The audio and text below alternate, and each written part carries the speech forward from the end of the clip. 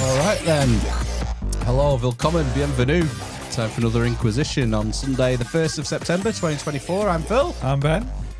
And tonight, Matt is not here because he has made way and made room for our favourite northern mystic, Ryan Seven. How are you doing, Ryan? Good evening to everybody out there in normal world. I've seen your messages down the side column there. None of those people are normal. They're all crazy like us. Hey, we're a broad church, Ryan. Yeah. Absolutely. The Church of Satan. But no.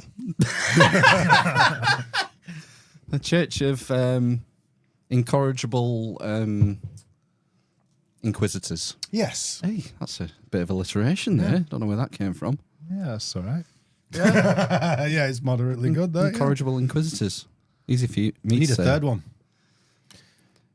Insufferable. Yeah. Incorrigible Insufferably Inquisitors. yeah. I think that's right. Right. The three eyes. 33. Hello, you lot, by the way. All the threes. Yeah. All those people were dissing. Thanks for joining us live. If you're here on YouTube, sorry we're a bit late. We're having some technical snafus as usual. OBS deciding to be a bit RAM heavy, as they say. Bit. Isn't that what they say in the world of compute? Bit RAM heavy.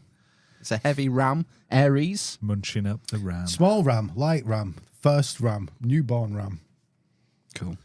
Whoa, Blackberry. Bamba ram. I presume that we're live on the streams. Give us a thumbs up in the chat if you can hear us. Phil is firing blanks into the ether. Oh my gosh, what am I doing wrong? That's for the second half. I'm drawing a blank. Yeah, let me just throw a message out here. Audio okay? Hopefully you can hear us out there. Randy Ram. I'll take that as a yes. I'll take that as an affirmative yes. So, thanks for joining us yet again, Ryan. Yes. And yet again, I've come slightly worse for the wear, having gone out last night. So, It's par for the course. yes, things just need to charge up a little. I noticed when I've watched previous podcasts, when I've done this, it takes 10 minutes and then I'm off and going. So, Bloody hell, always with the disclaimers. yeah. You need to charge yourself up. If only we knew something about energy and focusing chi. And No idea. I focused the cheese in a sandwich before I came, so I should be okay. Good protein. Soak it up. And that'll help. The old hair of the dog. It'll help with my my reputation for burping a lot during a podcast. So, yeah. The hair of the dog that bites thee. It's an old phrase, isn't it? I don't know if it makes any sense, drinking more alcohol when you're hungover. Probably not. I think Probably that's terrible advice. Isn't that a sly nudge towards lycanthropy? Lycanthropy. Yes. The study of werewolves. Yes. Because you eat like wolf's bane and you eat certain things. Well, would you not To get say... over it, you have some of Yeah. the hair of the dog that bit you. Is that not anti-venom? Similar sort of thing? Yes. Like if you use the snake that bites you, they extract the... Well, that's very something, interesting, isn't it? actually. Just a small aside before we begin. The ancients were particularly Mithraic, studies of Mithraism in all its forms, from Iran up to Rome and just around here in the north of England. They were, in fact, the most famous guy that did it was a guy called Mithridates, the third or whatever. And he would have the Steriax, which is a bit of everything that might kill you, all balanced perfectly. And they'd take a little bit and become immune to poison. Famously, he had to take something very special in order to kill him, because he kept trying to poison himself, but he couldn't manage to surviving. do it. Yeah. One I of remember every this optic story. behind the bar. It's called a green monster. That's the one, yeah. You think of Rasputin as well. He died in a similar way. And Cleopatra, who was supposed to be high up in the serpent cult, they were saying an asp got her, but there's something poetic going on there, that she would, because she would have probably been completely immune to most snake bites if she was in the serpent priestess cult. Same with, blanking on her name, the mother of Alexander the Great. She was part of this. Mrs. the Great. Sorry, love? Mrs. the Great. Mrs. Well, Mrs. the mother of... Oh, the mother of? Yeah. The mother of the Great. Mrs. the Great. Yeah. She was part of this sort of serpent cult. where was she from? She was from like an area in like of northern Macedonia where they were like wild people, and she had this reputation for being fearsome and sleeping with snakes and all this sort of Cool. stuff. And There's an archetype from that time that's in Medea, and it's in Semiramis, of these high up serpent priestess, badass. They're kind of behaving like men. They're often warriors, or certainly very, very sly and cunning, which were attributes that were lauded in the past. To be cunning was a great thing. In fact, Medea, that whole cult of Medea, is the lineage of magic in the West. That's the beginning of it. And I had something else to say, but that hangover's starting to get to me, so I'll just carry on with this. yeah, it's been going around for ages. I think also in South America, in the tribes, shamans, I think they maybe have a similar practice when it comes to ingesting things for medicinal purposes, like a preloading, like a hair of the dog. Yeah. Kind of. This Theriac Mithridatic. Yeah. Mithridatic. Is that a real word? Oh, it is now. I'm conjuring things up. But yeah, so you know what? Mithridaic, maybe. I think yes to everything. I think they were essentially making themselves immune, and then the body starts to do strange things because you're messing around with neurotoxins there. Hence the nervous system, which will feed back into what we're going to talk about today, which is essentially charging up the nervous system. Yeah, they're doing it by charging the immune system. They're doing the whole thing. They're like, you're on a course, so you'll be like, from about 5, 6, 7, even from being born. There's stories of these serpent priestesses giving birth to children, and they themselves have been on all these Mithridatic potions, the serpent venom. While the they've been whole time. pregnant. Yes, and then they're coming out with these kids, and these are Pythians and whatnot. These are oracles. So they're on an entire course. You got to think of it like an athlete these days. You are studying and perfecting that art in that lane. If you get me, like you might be a bodybuilder, so you go down that particular lane and do everything that you can to be the best that you can at that. Well, that's what most of the ladies were doing in the West. But it gets down to what were they doing. It said that they were going for ionic life. Ion's this kind of timeless god, and you go to this timeless place, and if there's no time there, you can do oracles because you can see the past, the present, and the future are all the same because there's no time there. This would be ion beginning with an A, would it? Yes. But this will feed into the presentation because I have a few theories. Yeah. I have a few theories and speculations. Carl Jung famously wrote a book, didn't he, called Ion? His most difficult book, yeah. A-I-O-N, or A-I-E-O-N, I can't remember. A-I-O-N. Yeah. Though the word aeon, as in a period of time, comes from that. Aeon's like an allotted period of time. Wow. Whereas it's almost like normal time has a beginning and an end. Ionic time is all at once. Right. This sounds quite fifth dimensional. Everything But happening there's all at something once. attached to it, and I have a bit of a The ever expanding now. the ever present now. Yes. Again, you'll because we're going to talk about Mithraism quite a bit. I am actually seeing this podcast as being a bit of a closing the loop. I had before I started filming the film and doing the tarot deck and everything else that I've been doing. I was writing a book, and I had one chapter left to really explore and then put into the book. Well, I consider this to be the final chapter in the research that I've been doing over the last year or so to put into this. Excellent. Is the last of my book. And seeing as like first episode I came and did with you guys was kind of saying hello, I've been writing a book. This is a nice way to cap it off. Right. Nice. Cool. So, shall we proceed then? You've brought some slides. I have brought some Shall we have a slides. Look at them Let's look at them. and see what we're talking about? It's all about chi and the dantien and energy and stuff, but Yeah. I'm a complete know nothing on this score, so it's going to be cool for me to find out. You've got a bit of experience, Ben, haven't you, with qigong and whatnot? Yeah, I was a Qigong practitioner for Cool. a short period, a couple of years. All right. It's not that short a period. Wow. How far did you get? I'm no adept. Sword work, fan work. So I really don't know what those are. no. Does it literally mean sword? Yeah, one you use a sword and one you use. Oh, use a sword. You're fan doing all that for the- 2 fingers out stuff. Yes, yeah.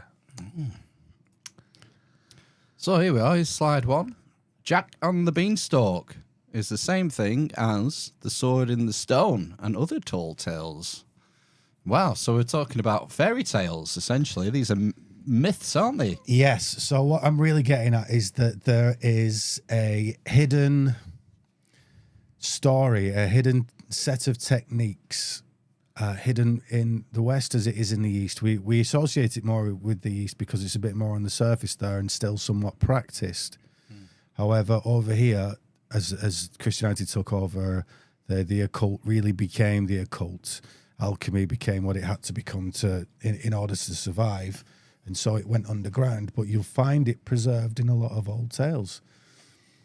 You can see that I've put a spine, a sword in a stone, and Jack's beanstalk. Yeah. And we'll talk about these things later, but I just want to whet your appetite that you can see just visually. Those two things are very visually similar. Right, cool. Let's move on to the next one. Right, let's talk about the sword in the stone. So, obviously, it's from Arthurian tales, which are kind of French, kind of based on a romanticized version of what the French saw as being British tales. A lot of that came from Persia with the romances. That's where that tradition comes from. And what happens when you start to... Well, we'll talk about that in a moment. Sword in the Stone is a book written in the 20s or 30s, something like that. So it's not the original Arthurian tales, but obviously it's Arthur and Merlin. Right, your slide has got the sort of Disney, sort of a couple of pictures, Yes. stills from the Disney Sword in the Stone, which I've never seen. But Have you never seen it? no, Oh, no. but that's based on a book from It's the 20s based on a or book, 30s. yes. All the motifs are very much from these ancient Yeah, so Arthurian presumably tales. the modern book was based on the Grail romances Yes. and whatnot. The Grail's not in there. It's literally just the coming of age tale of Arthur Right. from a serf to being king, and he does that via drawing the sword from the stone. If you'd have seen this Disney film, which is probably my personal favorite, Disney's become very corrupted recently, and always had occult things hidden in there at the beginning. But this particularly, when you watch it, it's almost how to be a magician. Wow. So there's almost instantly. So you get this tale of this boy. He's downtrodden. He's got an older brother that does really well. Who's going to be a knight. He's simply his squire. He's called. Is it Newt? I think he's called Newt. As a derogatory name. He's just put down. Then he meets Merlin, who sees something in him, and quite quickly they launch into a song about like round and round, up and down. This what makes the world go round, in and out. He's doing yin and yang, the two polar opposites of sun and moon. Those are the basics of philosophy, maths, magic, particularly magic. We'll see in a bit. Literally like the yin and yang of things. Hermetics. Yeah, hermetics. Everything is Yeah. polar. Yeah, well, he's a hermetic magician, and these are you find what's his name? Trismegistus or something like that. There's a character in the Grail romances that's clearly Trismegistus. as in Hermes Trismegistus. Wow. Hermes thrice great. Right. So Trismegistus. So that would be something like the I've thrice just kind- magician or yeah, something. I've just made that up, but it is that essentially. Okay. So that stuff's already in there, and when you peel back the actual Arthurian tales, and it's the 12 Knights of the Round Table, for example. Those are 12 signs of the Zodiac. Arthur is who his name means better, Arcturus, and the Ursa Minor and Ursa Major. We're talking about pole star stuff again. Arthur's wain is another name for the plough. Wain was a chariot back in the day. The chariot will come into this later, actually. So when you peel back these stories straight away with one of England's most prized stories, we find this occult stuff straight away. We're looking straight up in the sky. What's going on there? Because it's not just a question of, yes, they were doing some kind of astrotheology with all this stuff, but what is that? They're not just going, oh, look at the stars, aren't they pretty? There's something up there that they're trying to tell us about. We've talked about one part previously, and we'll dig into it again briefly, which is these precessional numbers. We'll see that as it comes. So if we could have a look at the next slide, please. Oh, it's gone back to the beginning. I'm going to have to fix that. Yep. So we'll move on to the next slide. Ooh. So I will. So there's Arthur's. There's a famous image of. I think it's a Tudor image of Arthur's Round Table, and there we have the signs of the Zodiac. I think also what I've missed off is the whole point of drawing the sword from the stone. So just think, you got this image. You've got a stone at the bottom, often depicted a bit like an anvil. Sometimes even is an anvil. Then you've got a sword coming out of it. Now, they might have had a medieval sword there, and in fact, when you watch that sword in the stone, they've kind of made it medieval. Yeah. When Arthurian times were basically Roman times. The late antiquity. Yeah. So when you look at swords from that age, they don't look like that. There's no cross guard. They've got, they look somewhat like a Balak dagger. Do you know a Balak dagger? No. A Balak dagger is literally what it sounds like. It's stabbing you in the ballocks. Well, you'd wear it there. You'd wear it in front of your codpiece, and, Right. and Wow. it looked like a pair of testes, and then the handle off right. because it's, like I've got a big one. We do some weird stuff in the past, it's all over the place. So yes, so you got to have this image in your head of a sword, and then this slightly different handle, and then a stone at the bottom. And then next to it, we've got the Zodiac going round. So we're Round and saying round. it's bringing like Wheel of Fortune stuff to my head. And Yeah. we've got the Great Wheel, as they would call it. The Wheel of the Zodiac is being juxtaposed with the Round Table. Within that round table there, we also have the Tudor rose and the Yorkshire rose. Yes. These are indicative of celestial cycles. That's two pentagrams put together, essentially. And you can't forget that we've said the Wheel of Fortune. Well, that's also a cross in the sky, where the lion, the bull, the eagle, and the man are, Right. which is zodiac signs. And then you got a rose at the centre of a cross. What The does that Rosy say? Cross, The Rosy Cross, Rosicrucians. Rosicrucians, yeah. So we've got Christian all von these things. Rosenkrantz. Yes, the chemical wedding. So, what we're saying by saying these things is we're going alchemy, magic, secret traditions. And on the left, we can see Arcturus and the plough there in the middle of the Zodiac, which is the Arthurian tales. Nice. Right. Do you want to move on? Yes, please. Next slide. So Oh. now I've put together a few symbols that these are all from the Western tradition and all add up to something special. Now, what I want to focus on is how similar these things all are. So on the left, we have a caduceus that's actually been extended a little by putting two pillars on the outside of the serpents that intertwine, a third pillar in between, two wings, a sun disk overhead, and a pine cone in the middle.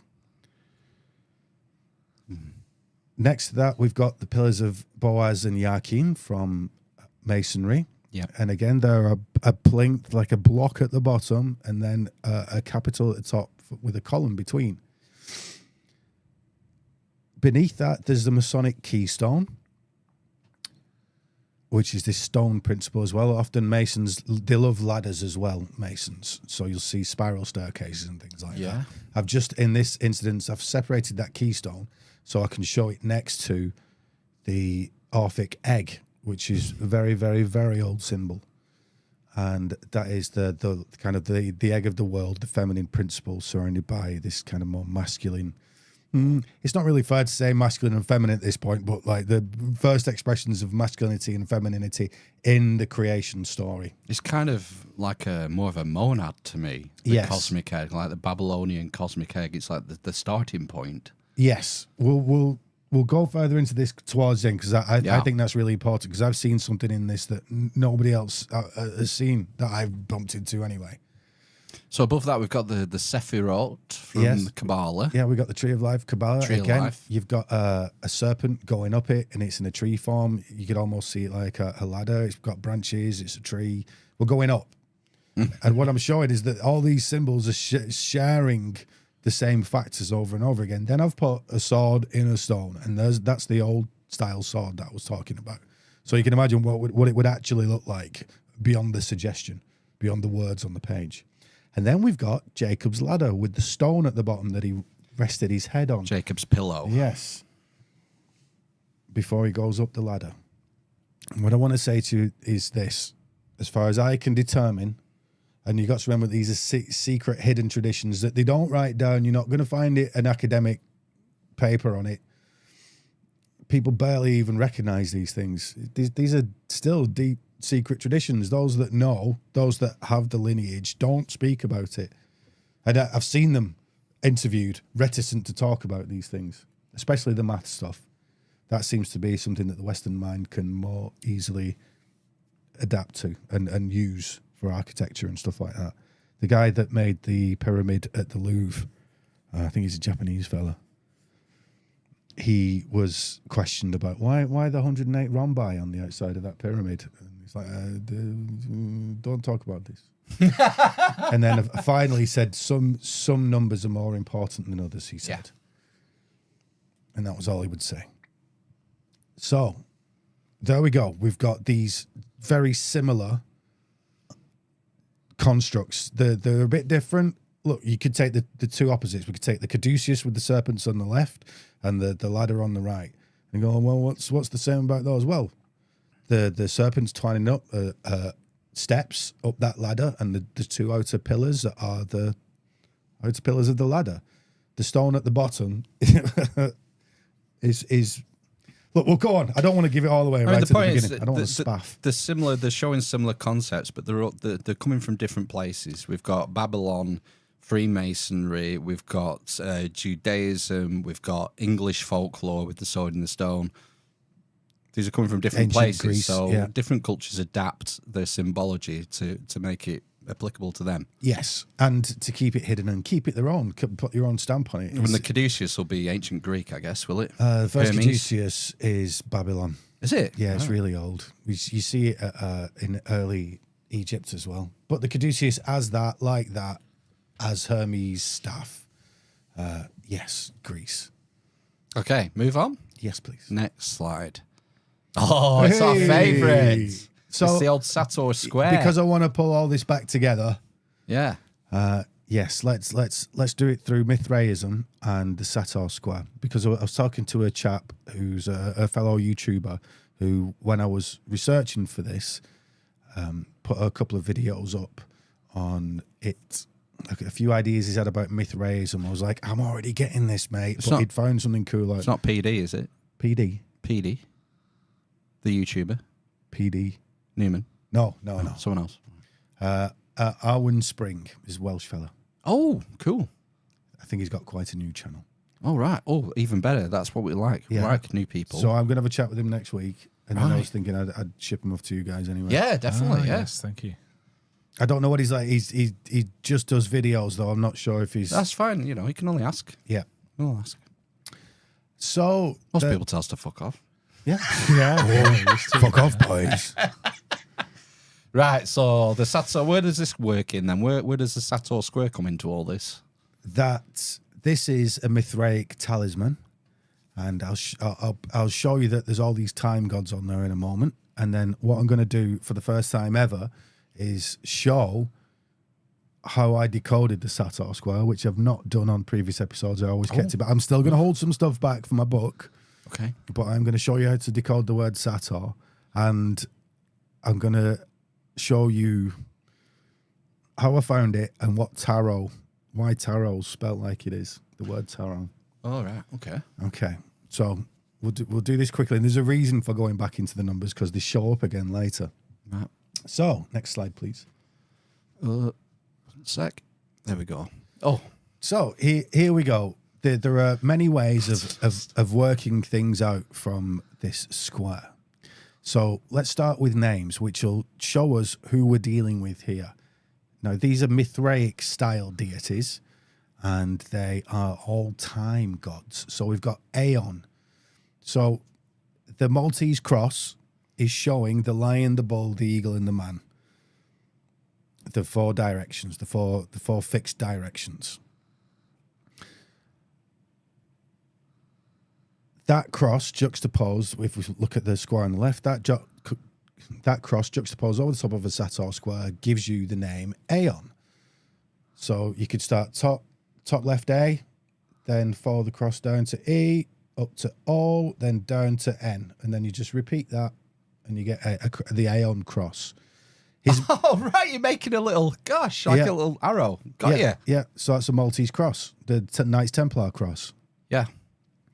Now, this is also called a Templar square because the Templars were using it all the time.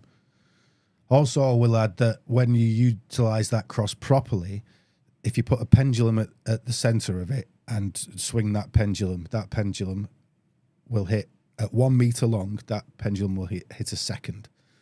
So you got time and measurement in there. That arc of degree. So that not necessarily that arc of degree, but when you do the proper Maltese Templar cross. Literally, right. Do you get me? You put your pin in N. Put your pin in and then N. hold your string to O. Yeah. At the bottom left, and then let it go. Let it That'll go. give you a second of time. If it's a meter long. If it's a meter long, right. Right. Yeah. So you got a way of measuring time in a, Templars are in the 1300s. I don't know how long clocks have been around. That technique of using sticks and pendulums to measure time and distance has been around since prehistory. Yeah. So I'm pretty sure the Celts were using it in Europe, and those Druidy fellas will definitely be using it. I've heard they were measuring Venus and stuff like that, and getting measurements from Venus. Yeah.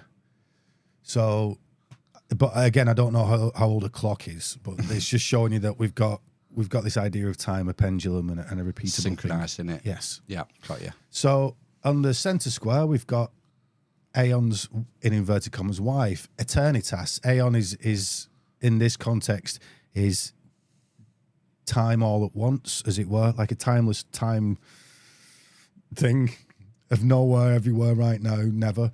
And then we've got Eternitas, which obviously is eternity, which is his missus, his other half, which is time ever. Well, you know what eternity means. I don't need to explain that to everybody. I've put a little statue of Aeon over the top to show he's got a lion, a bull, an eagle, and a man parts to him. And he's got this serpent of time going up his body, which is this repeating motif. On the right hand square, I've put Satan. If you look in the swastika, which is an old pole star symbol, it says Satan, which is Saturn, and it also says Rotenitor, which means the rotator. And when Rotenitor. Yeah. So wow. When you actually say Sator Aripo Tenet Opera Rotas, what you're saying is the sower, the progenitor Saturn, same root word. So the sower Aripo, which is like a proper name, holds the works of the wheels, and then you've got this dude rotating things, and we've gone over in these past episodes what the wheels are. They're the wheels of time. They're essentially that snake going up his body. This is going to get cool, by the way. A lot of things are going to, especially as we're going towards serpents in trees and time, and we'll see what really Adam and Eve was talking about. Right. So there are other words there. Famously, you can take Pater Noster from there with an alpha and omega at the end, and that Father, our Father. Our Father. Well, that's a grade to the myth race. That was the Pater grade, the Saturn grade for myth raists. And again, isn't there a Rosicrucian connection there, or there a magic connection? I've seen people on Twitter call themselves Paternoster. You see that Frater. No, I'm thinking of Frater. Frater's in not brother. Pater. So you see the double roles that we've already seen in Mithraic. Oh, right. Symbology. And it's because you're sub rosa, which means under the rose, which means you're held to secrecy. And it's those same roses that were in the Lancashire and Yorkshire roses. Okay, so there's a whole host of other words down there that I just pulled out of it real easy, so you can see how many. I mean, I could have pulled out another 20 words out of it. And these are these Latin words? Yes, so I've put. I can't see that far, but yeah, operator,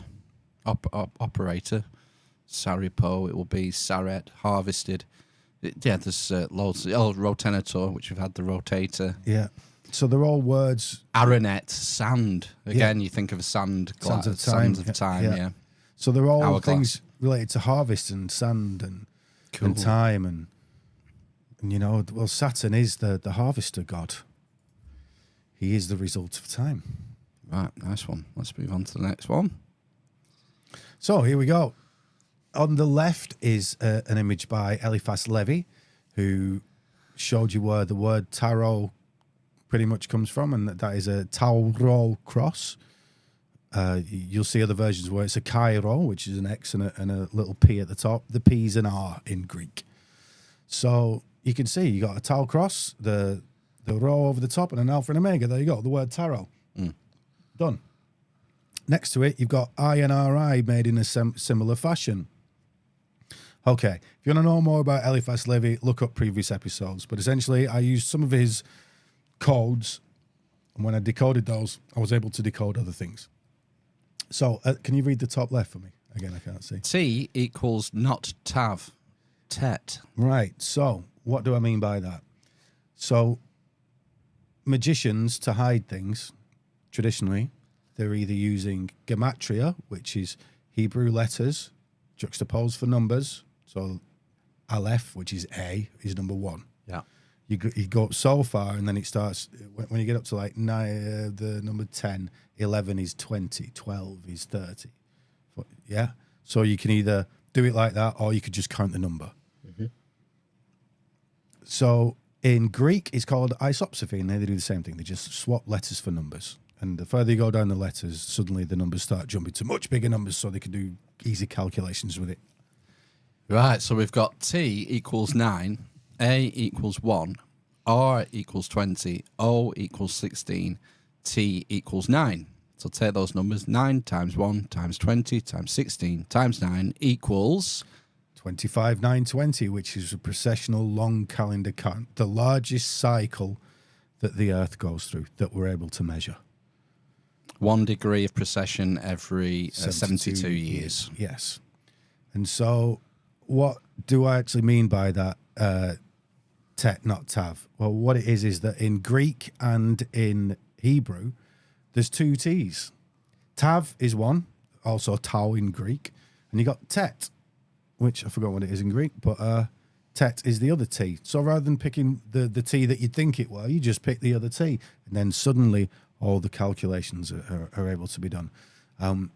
We can see if we're looking at Sator square, once I do one version of that calculation, because you're able to swap numbers. So for that T, I might go, I don't want to use that tet. I want to use tau and see what happens.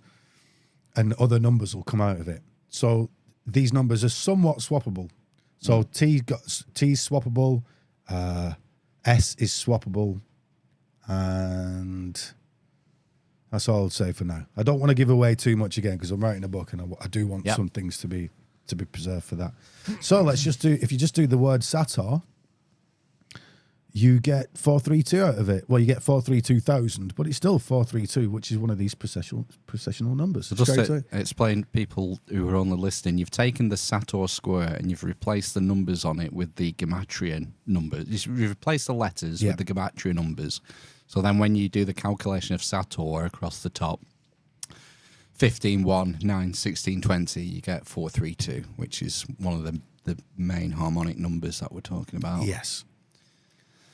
So, wow. In a similar way, we can see that he put tarot and he's put INRI. So I also did the calculation for INRI at the top, if you could see that. Yeah, so I equals 9, N is 40, R is 80, not 20 this time.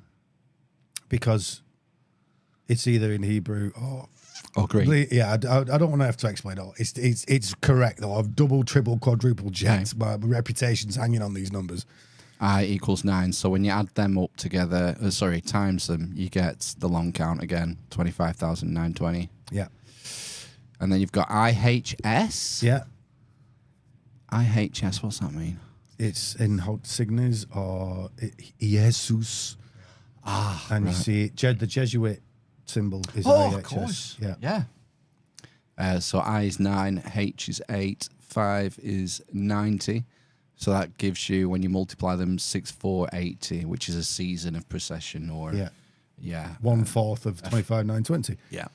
So that's awesome, especially when we look at that top row and we get 432,000 out of it already. Like, I know we're in for a good time here if we start playing with these numbers, and they're inviting you to play with them. It's not just a simple row. For example, the only other calculation I've put on there is the center row.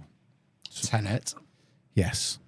So can you read that number? It's 28,350. I see it. 28,350. Yeah. Now I was like, what's that number? So I just took 28,350 minus 25,920, and I got, it was just 342.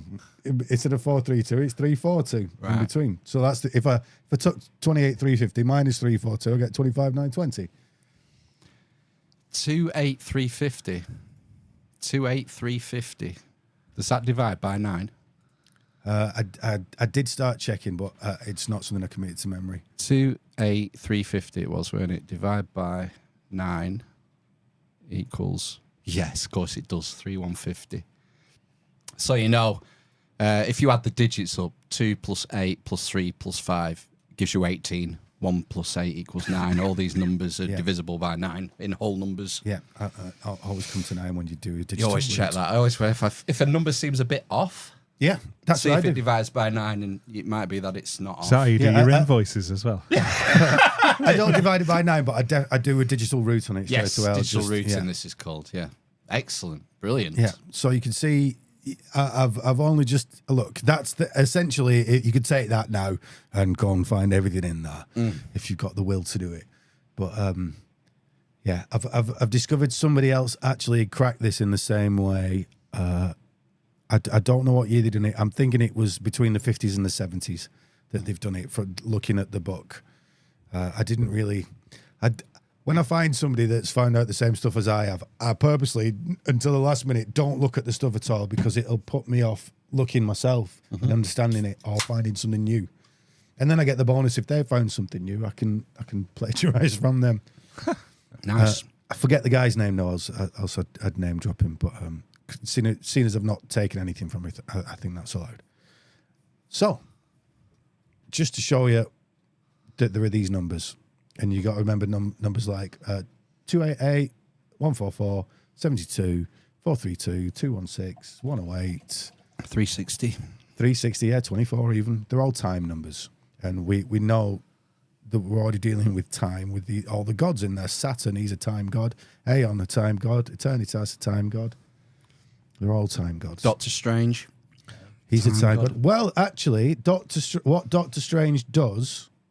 The arc of that story is exactly what magicians do, and we'll see. He draws especially that ancient one, that bald lady in there. She's drawing her powers from a timeless place. We've already mentioned Aeon. That's what she's doing. They're saying it's a bad thing and she gets taken over. She's possibly going to get taken over it by it, but she doesn't. But she's drawing her energy from what is essentially the ionic realm. Yeah, and he gets him with time, if you remember. He goes, well, I can just repeat time because they've not got time there. So, next slide, please. Onwards. So, here's what you get. There's Aeon on the left. He's got the lion, the bull, eagle, and the man parts. He's got the staff is at that angle. That's the angle. To the ancients, it was the angle of the ecliptic, the angle of the disk of planets. And... that does a certain cycle called precession. Out of that, you get all these numbers. Please watch previous episodes. I really don't want to go into it any further on this. Yeah, Randall Carlson's done a lot of good stuff on this, interesting stuff on this over the years. That is a Randall Carlson image there. The platonic solids one. Yeah. Yes. No, that's Isn't it? V-dubs. Is it? I've put Carlson next to it, the cross. Right. He's put the actual ages on there.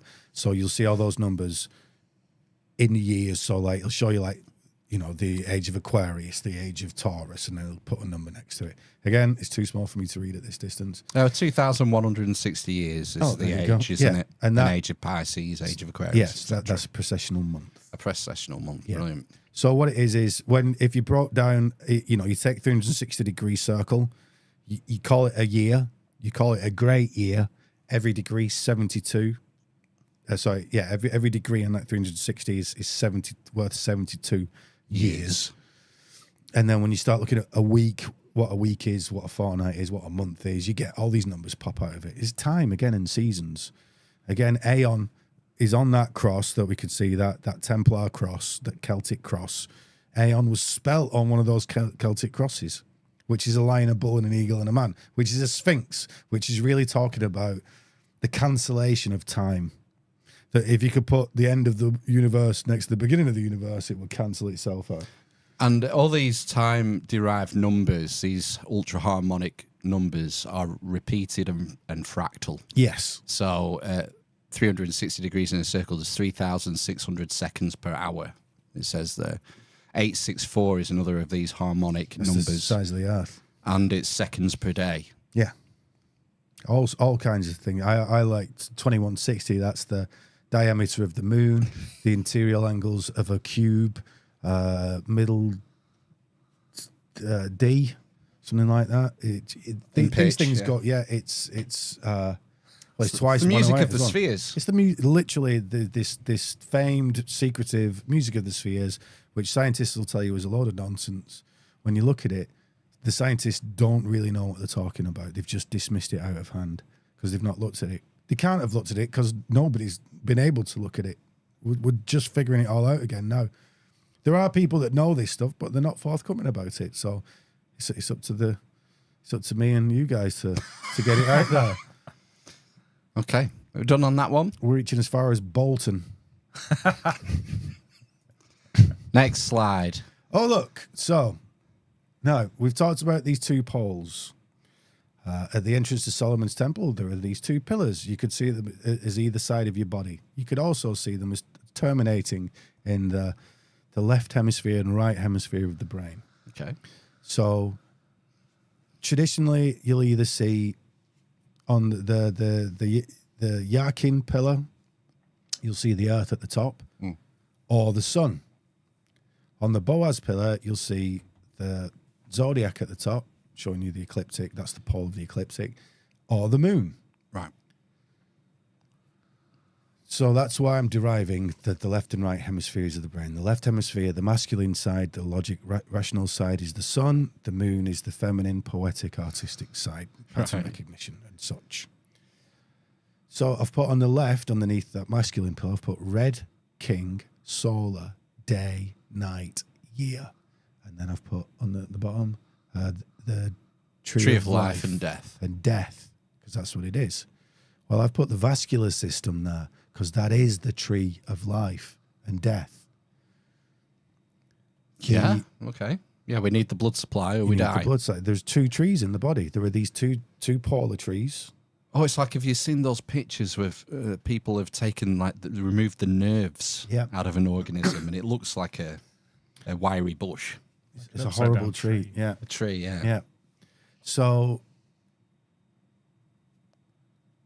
masculine in the past was red. That was the colour of masculinity. It's of blood. I've put solar. The masculine pillar, which is the actual pole of the earth, that gives the day. Right, the spin of 24 hours, earth, yeah, it gives the day and the night and the year. Oh, no, it doesn't give the year. Yeah, I suppose it does give the year because it's still that orbit around the earth is still accorded to how many days in a year. I know it's 365 and a bit, but that's not how they measured it. That's because we got smashed by Nibiru and all, isn't it? Oh, yeah. You know, in a perfect, in Plato's world of forms, the year would be 360 days long. But we live in an imperfect physical realm where shit happens. I and tend to think, we got whacked. yeah, I mean, I don't subscribe to that, but I like to think of those numbers as just the average. Yeah. Is the best way of putting it. The Yeah, median right. between them all. So we've got this masculine tree within the body, the tree of life, literally the thing that feeds you and keeps you alive, and that's got the heart and the brain in there. So you'll see in forthcoming diagrams that when you see the sun, most of the time it's either up here or here. If you're going to get a symbol of the sun near a body, In your chest, over your heart, or over your brain. yeah, like solar plexus region, solar, or up here in the brain. Right. Alternately, you get the feminine pole, the Boaz pole. By the way, I've put a red pole and a white pole over the earth in the center to show that these are the same. They're using the same analogy for those two poles as they are the two different trees, the two different systems in the body. And I love the North Pole sign. It's like the old barber shop. Yeah, but it's the red and the white red and mixed white. together. Yeah. So, and you can see next to it, we've got an alchemical image of the sun, the red king and the white queen, the sun and the moon there. And they've literally got that cross. They're holding branches and crossing together just as it is over the earth there. Got you, yeah. Yeah, and the purple line, by the way, is the galaxy. Galactic plane. Is it the actual plane there? Yeah, it is the actual pole rather than the plane. Right.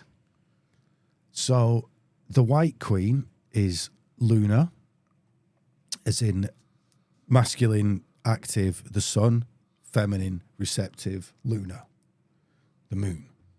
So what does it? So as I've just put, he basically rules the day and the year. The red king, the lunar queen is in this pole. She does the seasons, because that tilt we get the seasons. Yep. And we get the orbit of the planets going around. That's fate to them, like horoscopes and stuff. And then you get the great year, which is this long processional cycle because of that wobble. Yeah? Yeah, makes sense, yeah. And she is the tree of knowledge of good and evil. First of all, it's your nervous system. Your nervous system is literally the knowledge of good and evil. That's how you receive pain and you know your body. Is that good? Is that bad? There you go. That's simple. But also, if she's symbolizing the ecliptic pole where the planets spin around, and I just talked about fate and horoscopes, that's knowledge of good and evil too. All these things are analogies for each other. This is the whole reasoning for as above, so below.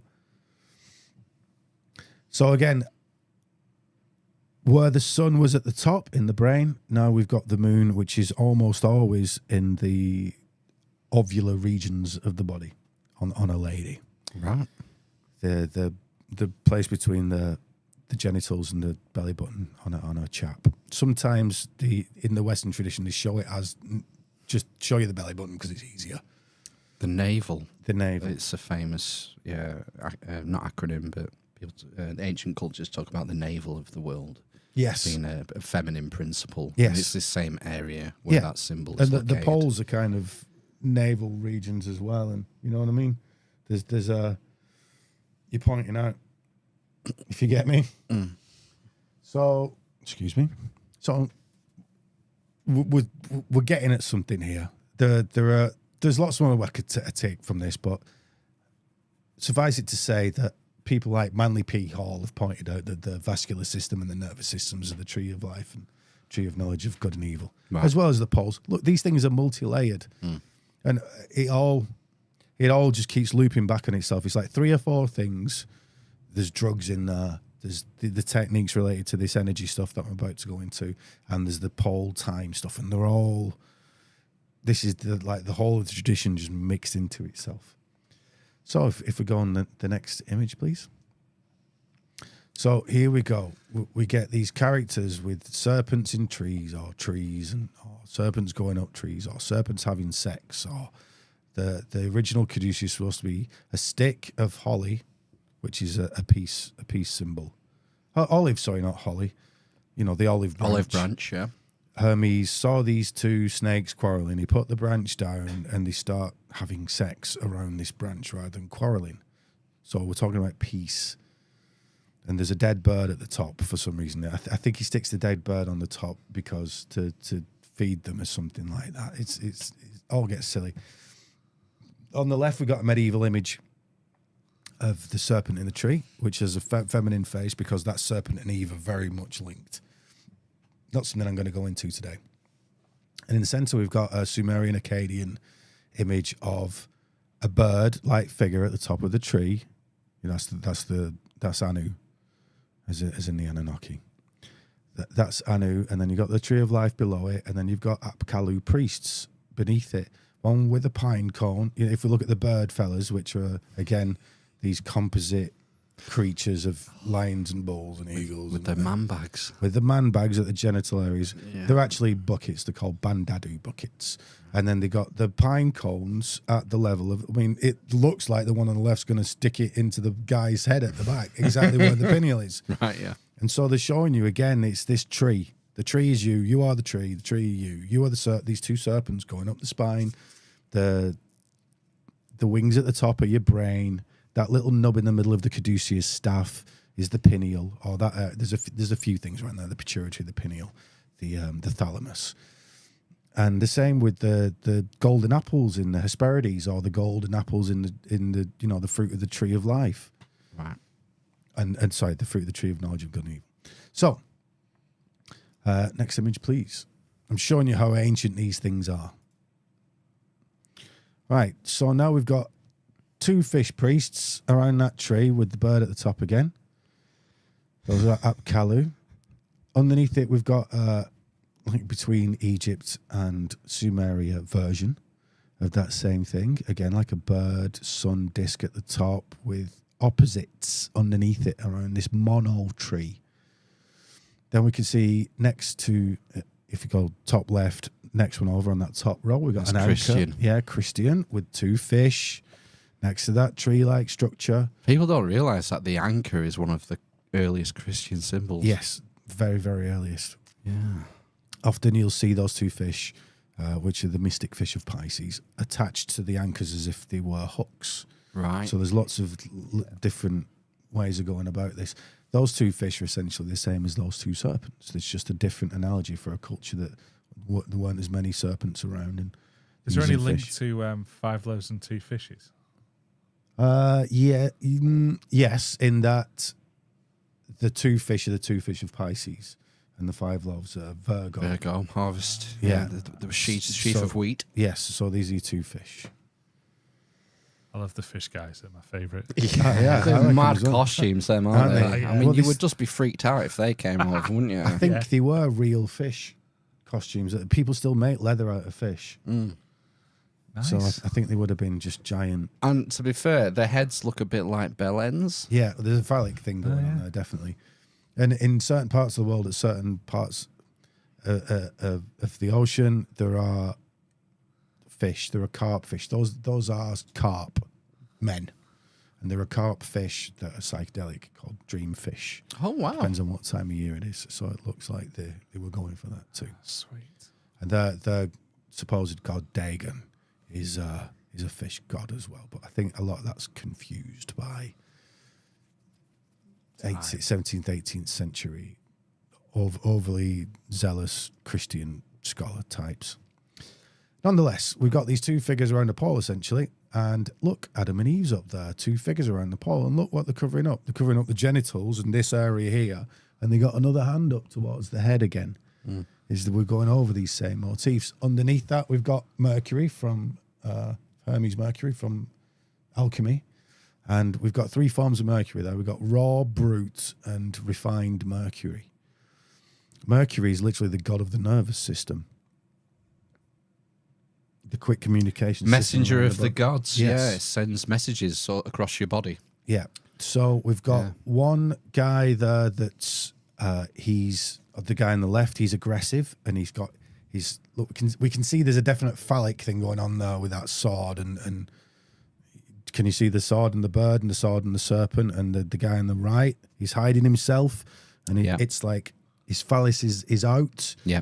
That other guy has the phallus behind him, and then Mercury in the middle's kind of got everything balanced. So what that is that for the nervous system, orgasm is a big drain. You feel it go all throughout your body. That's a big, whoa! It is your nervous system that's doing that. So one guy's holding it behind him, but he's still being aggressive. Another guy's a bit scared, but he's still got it out in front of him. He's no good either. So these are two versions of unrefined Mercury, unrefined nervous system. And then we've got a balanced Mercury in the background who's probably doing seminal retention and stuff like that. And many other things, which we'll get into. So Edgelord. that kind of thing. So to speak to that, we've got an image from the Ripley scroll on the right. Now, I'm getting that alchemy is this stuff. Look, for any initiates, you know this anyway. The later alchemical writers start to like boast about it almost, or I think they get so sick of the encodings that they just start coming out with it, saying things like, yes, you must take this art into your own hand. Wink, wink. Stuff like that. Thomas Vaughan, who's a Welsh writer particularly.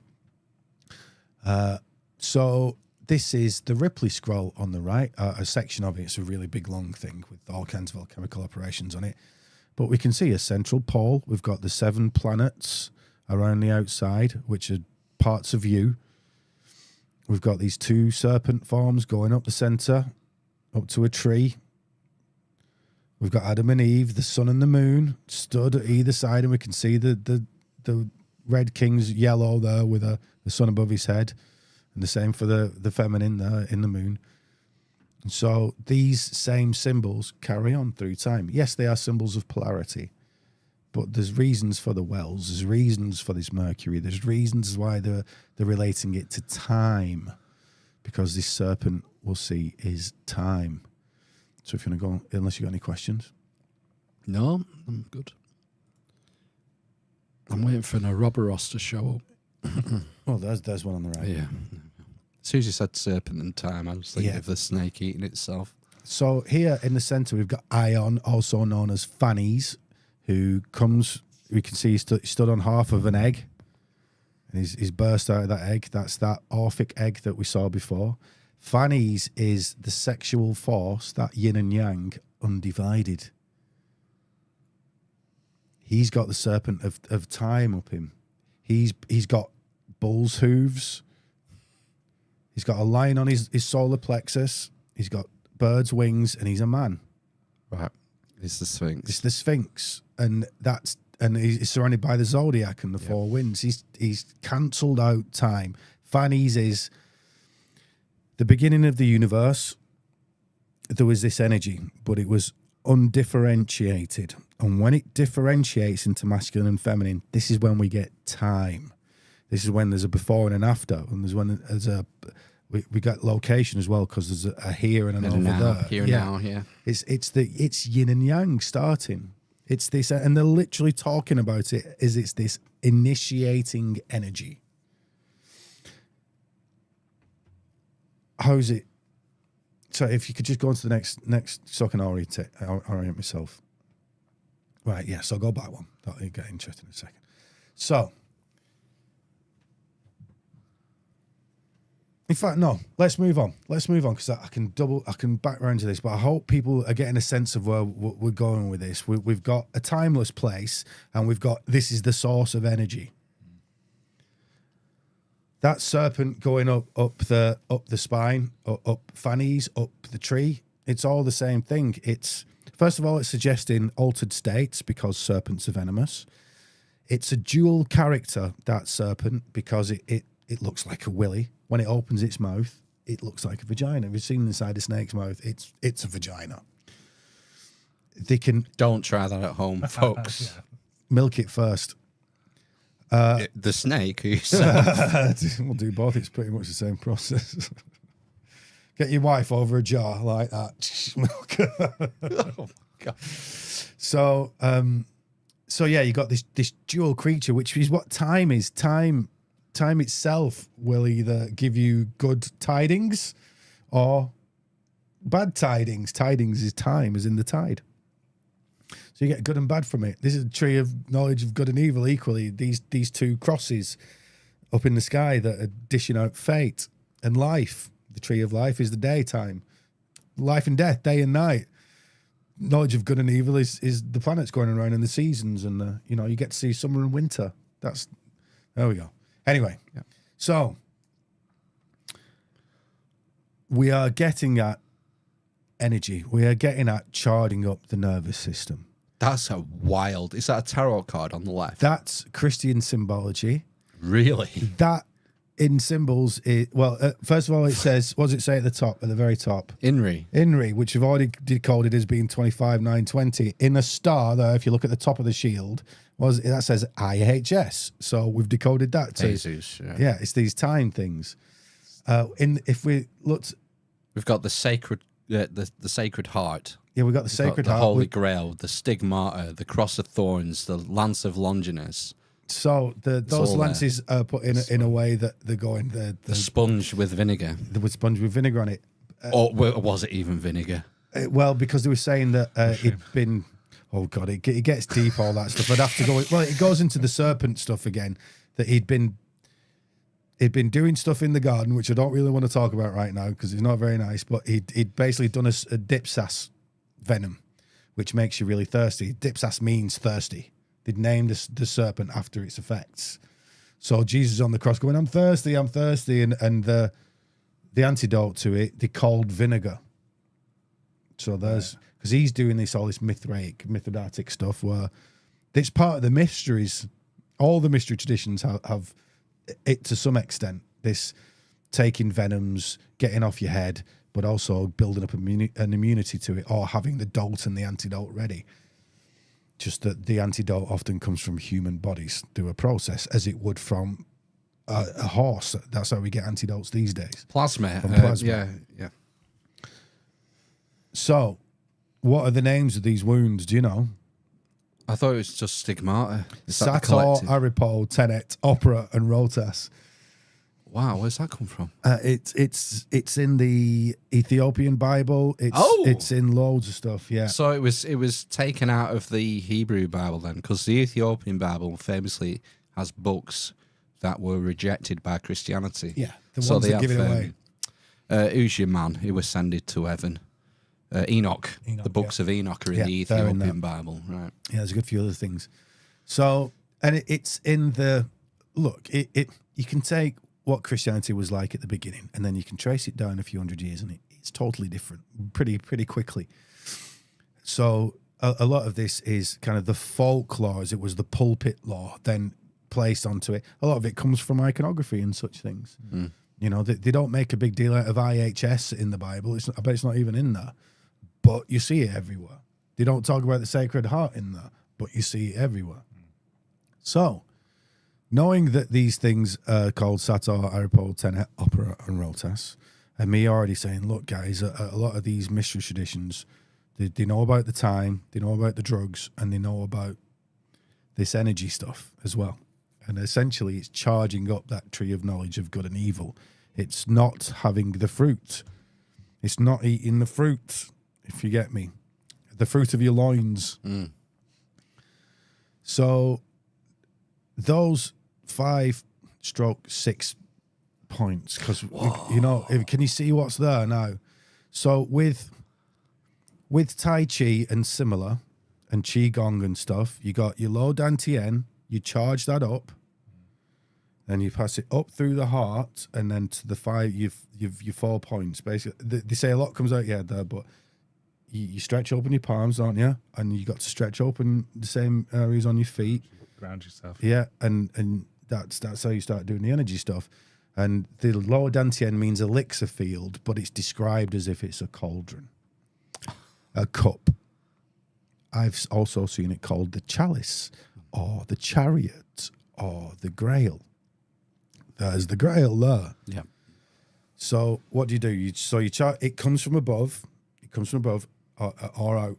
And you got to kind of draw it in, sink it down, and charge up that area, 3 fingers below your belly button. And it's like up from your perineum. And you have brought a video of a guy called Dynamo Jack Chang. Have you heard of this guy? I've not heard of that guy. So he was a part of a Taoist lineage, but as the communist travesties happened in China, they moved out to other regions. He ended up in... was it Bali? Somewhere in the Ring of Fire. And he was a healer. And he's got people in his clinic. and he's holding them, and they're all jumping around like this. I've seen this Yeah. on YouTube. You can find videos of this guy on Yeah, YouTube. please go and find Dynamo Jack. And at the beginning, you're going, what's this? And then he starts setting fire to stuff and doing other amazing things. And you're like, what is going on here? Is this trickery? Are they just putting chemicals together and stuff like that? So it looked to me like half of the stuff he was doing was absolutely ridiculous, like setting fires and stuff. Like, what are you doing? But the other thing is when he's got the patience and there's a camera crew there and they're saying like, well, can we attach nodes to you? And he's saying, look, it's not electricity, it's chi, it's something different. It's got many properties of electricity. It could turn a diode on and off. But they stripped him down basically, so they could see if they had any generators on or anything. And no, he's sending out a charge from this same tradition. So the charge, you basically put all your energy for a while.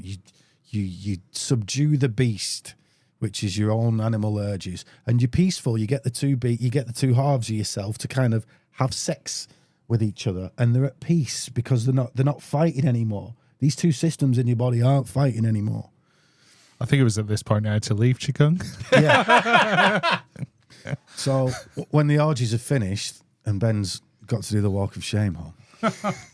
So you'll see it in alchemy or lots of arts. It's a dragon or something like that you're subduing, and then Saint Michael and Satan. Yeah. George and the dragon. he's got a fiery sword, which we'll come back to in a minute.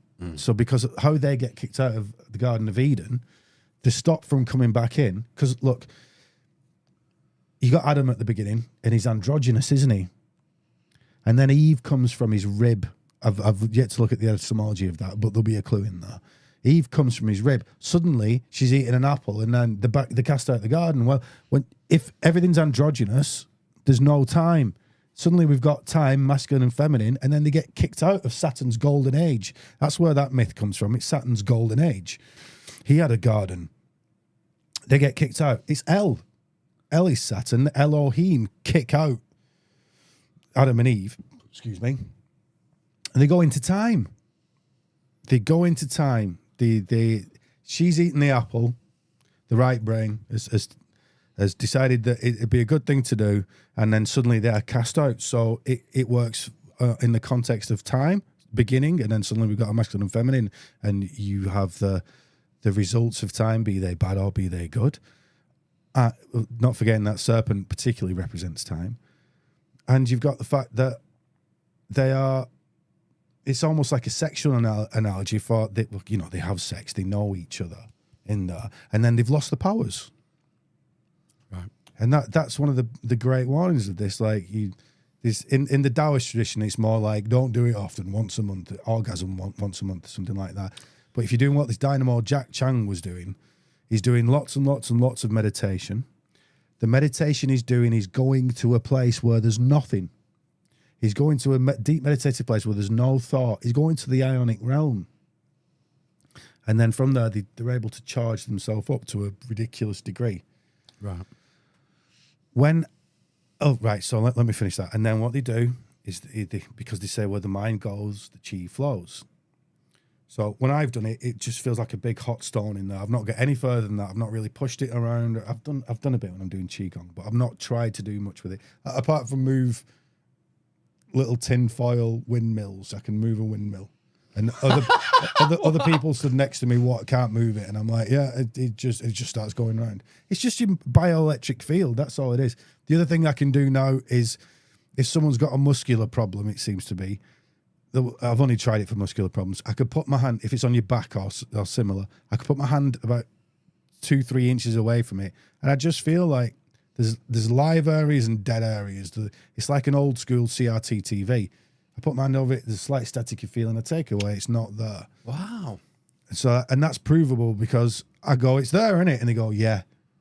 Every time, and then stick my thumb in and try and get rid of your muscular pain. But I can't be right every time, you know what I mean, if it's not real. And plus, it's just there. It's as clear as what I just said about the TV. Put my hand near it, and if it's a dead area, there's nothing there. If I put my hand near it, I can feel a very slight static electricity feeling. Wow. It's cool. So this Dynamo Jack and his lineage, when I've looked into it, like this is what they're saying everywhere. This is what they're saying on that Jesus thing there. You know, you got the three main parts of it are the lower, middle, and upper Dantien in that tradition, which are the lower, that area below the navel, the heart, and then the third eye area. Those are your three areas, and that's what we've got on that Jesus shield thing there. Mm. And if you want a robber symbol, that's your crown of thorns. Mm. And you got the two poles there next to it. And not forgetting, it's a man who sacrificed himself on a cross, that cross being the polar cross. And even more so because it's got INRI at the top of it, and that's 25,920. It's like, it's all looping back on itself. Yep. IHS, again, is 25,920. Is everything significant in that image? I'm just looking at those two weird plants at the bottom. Yes. So here's the other thing. I'm somewhat reticent to say this because I think this is dangerous. So there you go. I'll tell you, but with the caveat, this is dangerous. Every episode of Coming Here, I end up relating back to that first mushroom trip that I ever had. I find myself in that ionic realm. I find myself without ego, without sense of time, without any of that stuff. And then as it started to come back, I realized it was like the universe being put together in the exact same way that this describes with that Fanny's guy, with the positive and negative. I just saw it in a very real way, not symbolic. It was like, listen to the previous episodes.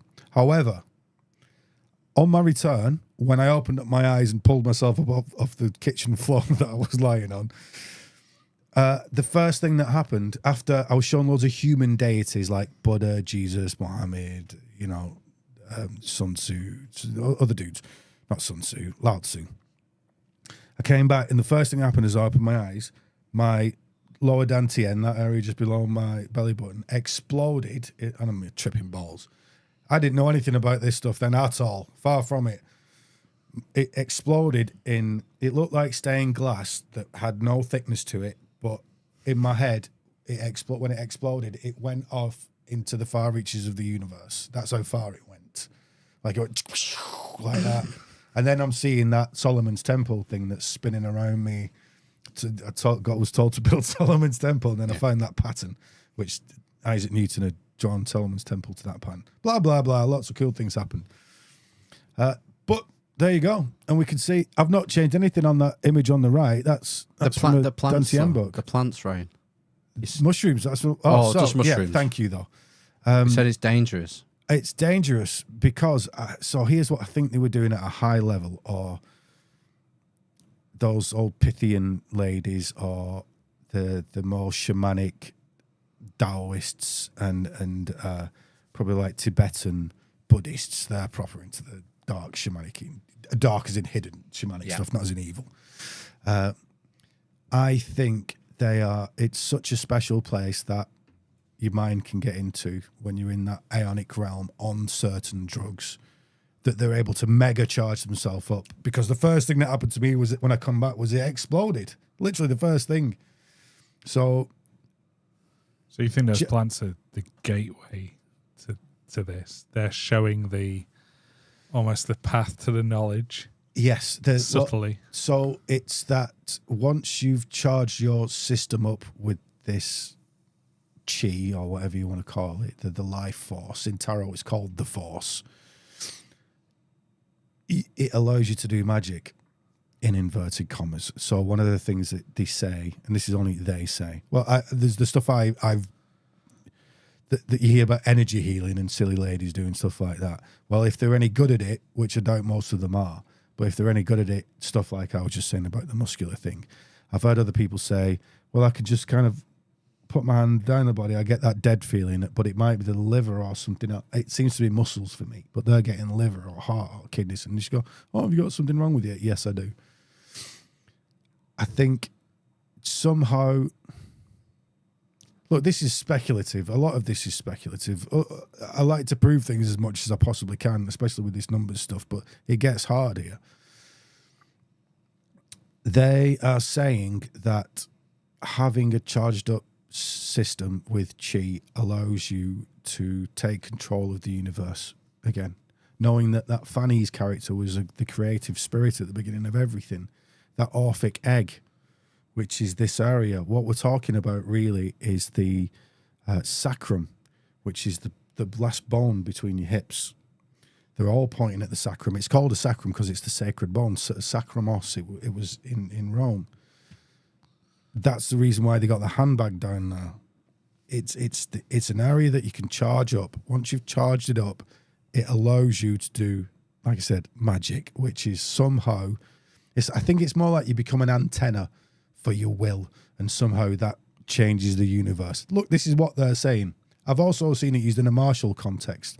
There's a guy around now called Adam Meisner, who I was chatting to the other day, actually, about Wu-Tang Clan. Adam Meisner, and he's been doing all these practices, and he puts it into his Tai Chi. And you can see these big guys jumping around everywhere. And there's so many, because he's on YouTube, there's so many people have gone, nonsense, it's rubbish, I'm going to go down there. And, big dudes, I'll show him what for. And they're like, no, it's totally real. They come back, they've totally changed their mind, after making something of a career off dissing him. They come back like, no, it's real. I've seen him stand there in a terrible posture, just hold somebody's fingers, and then he goes, and then I release the cheek like that, and then they jump, like he's engaging their nervous system, and they just jump. They don't know what to do. They lose all sense of what the hell they're doing, and they just jump. It's like he's engaged their nervous system with it. So this is what they're doing. And then the more I've come to understand this and look at these ancient traditions, it's in there. It's like in most of them. It just disturbs me that there's not much evidence of people doing it now. Save Adam Meisner, John Chang died. There's a few other people. It's getting out there more now because people have been able to, A, they've known about it in the West, but B, they've been able to get out there. There's a lot of Australian guys doing it because they're a bit closer to Java and Bali and all those kind of places. You can't really do it in China because they shoot it all out. Impressed. Falun Gong. Falun Gong, Yeah, we did I remember that podcast we did with Mitchell Gerber years ago when he was telling us all about the Falun Gong and how they've been screwed over there, persecuted, forced organ harvesting and all sorts of shit. Which is anything to do with any kind of religious stuff, they just persecuted you. Yeah, because the state is God. There'll be no God other than the state. Right. So, if we go on to the next slide. Moving on. So on the left, there's a map from China. I think that's just over 2,000 years old. I've previously shown that on those other trees that this goes back to Sumeria. It's part of our culture as much as it's part of anybody else's. So there's that map, which looks particularly like Britain, if you ask me. Don't you think? Yeah, it does. Yeah. And so at the bottom, you can't really see the details, but it's like you got a water wheel at the bottom with two guys working this water wheel to push water back up that spinal part. You've got where the Dantian is, you've got a guy ploughing a field. You've got different things going on that all illustrate how to do this technique, which is seen as not being very natural. Ploughing a field isn't very natural. Using a water wheel to push water backwards isn't very natural. So you're kind of going against, they're using nature as the theme, but then going against nature as the technique. It goes up to some hills and mountains. You get these Buddhist characters at the top, and you get rainbow bridges and such things, which is it's all internal anatomy. You'll find in a lot of these systems, they want you to hold your tongue against the roof of your mouth. Jesus says that. Hold your tongue cleft to the roof of your mouth, or something like that in the Bible. And what that is, at the top, when you get all these mountains and streams and things like that, if we can see that there's two heads on the left. These are from a book by Mantak Chia, who's a Qigong teacher. And what are they doing? Well, they're concentrating on the pole star and on the plough. So again, it's the same tradition. What do you mean, like just visualizing when they're meditating or something? What Yeah, do you mean they're they're concentrating? So, well, here's the thing. I think the way it's written down in the books and the way that the plebs would read it is that I've just got to focus on the magic of the 7 stars of the plough. Have you got a different one? Thank you. They're concentrating on the 7 sages of the plough. That's where your 7 sages come from, the plough, in all traditions. And obviously that's 7 different parts of your psyche. We saw them before on the Ripley scrolls, the 7 planets around the Adam and Eve figure in the center. Or they're saying, obviously from that plough you can quickly find the pole star. And they're saying, concentrate on the pole star. In the books, or the way it's said, it's as if there's magic in them and you will receive the magic. But no, they're talking about analogies. What's that pole star? Well, it's this ionic realm. It's the hub of the wheel. If time spins around that wheel, it doesn't move at the hub.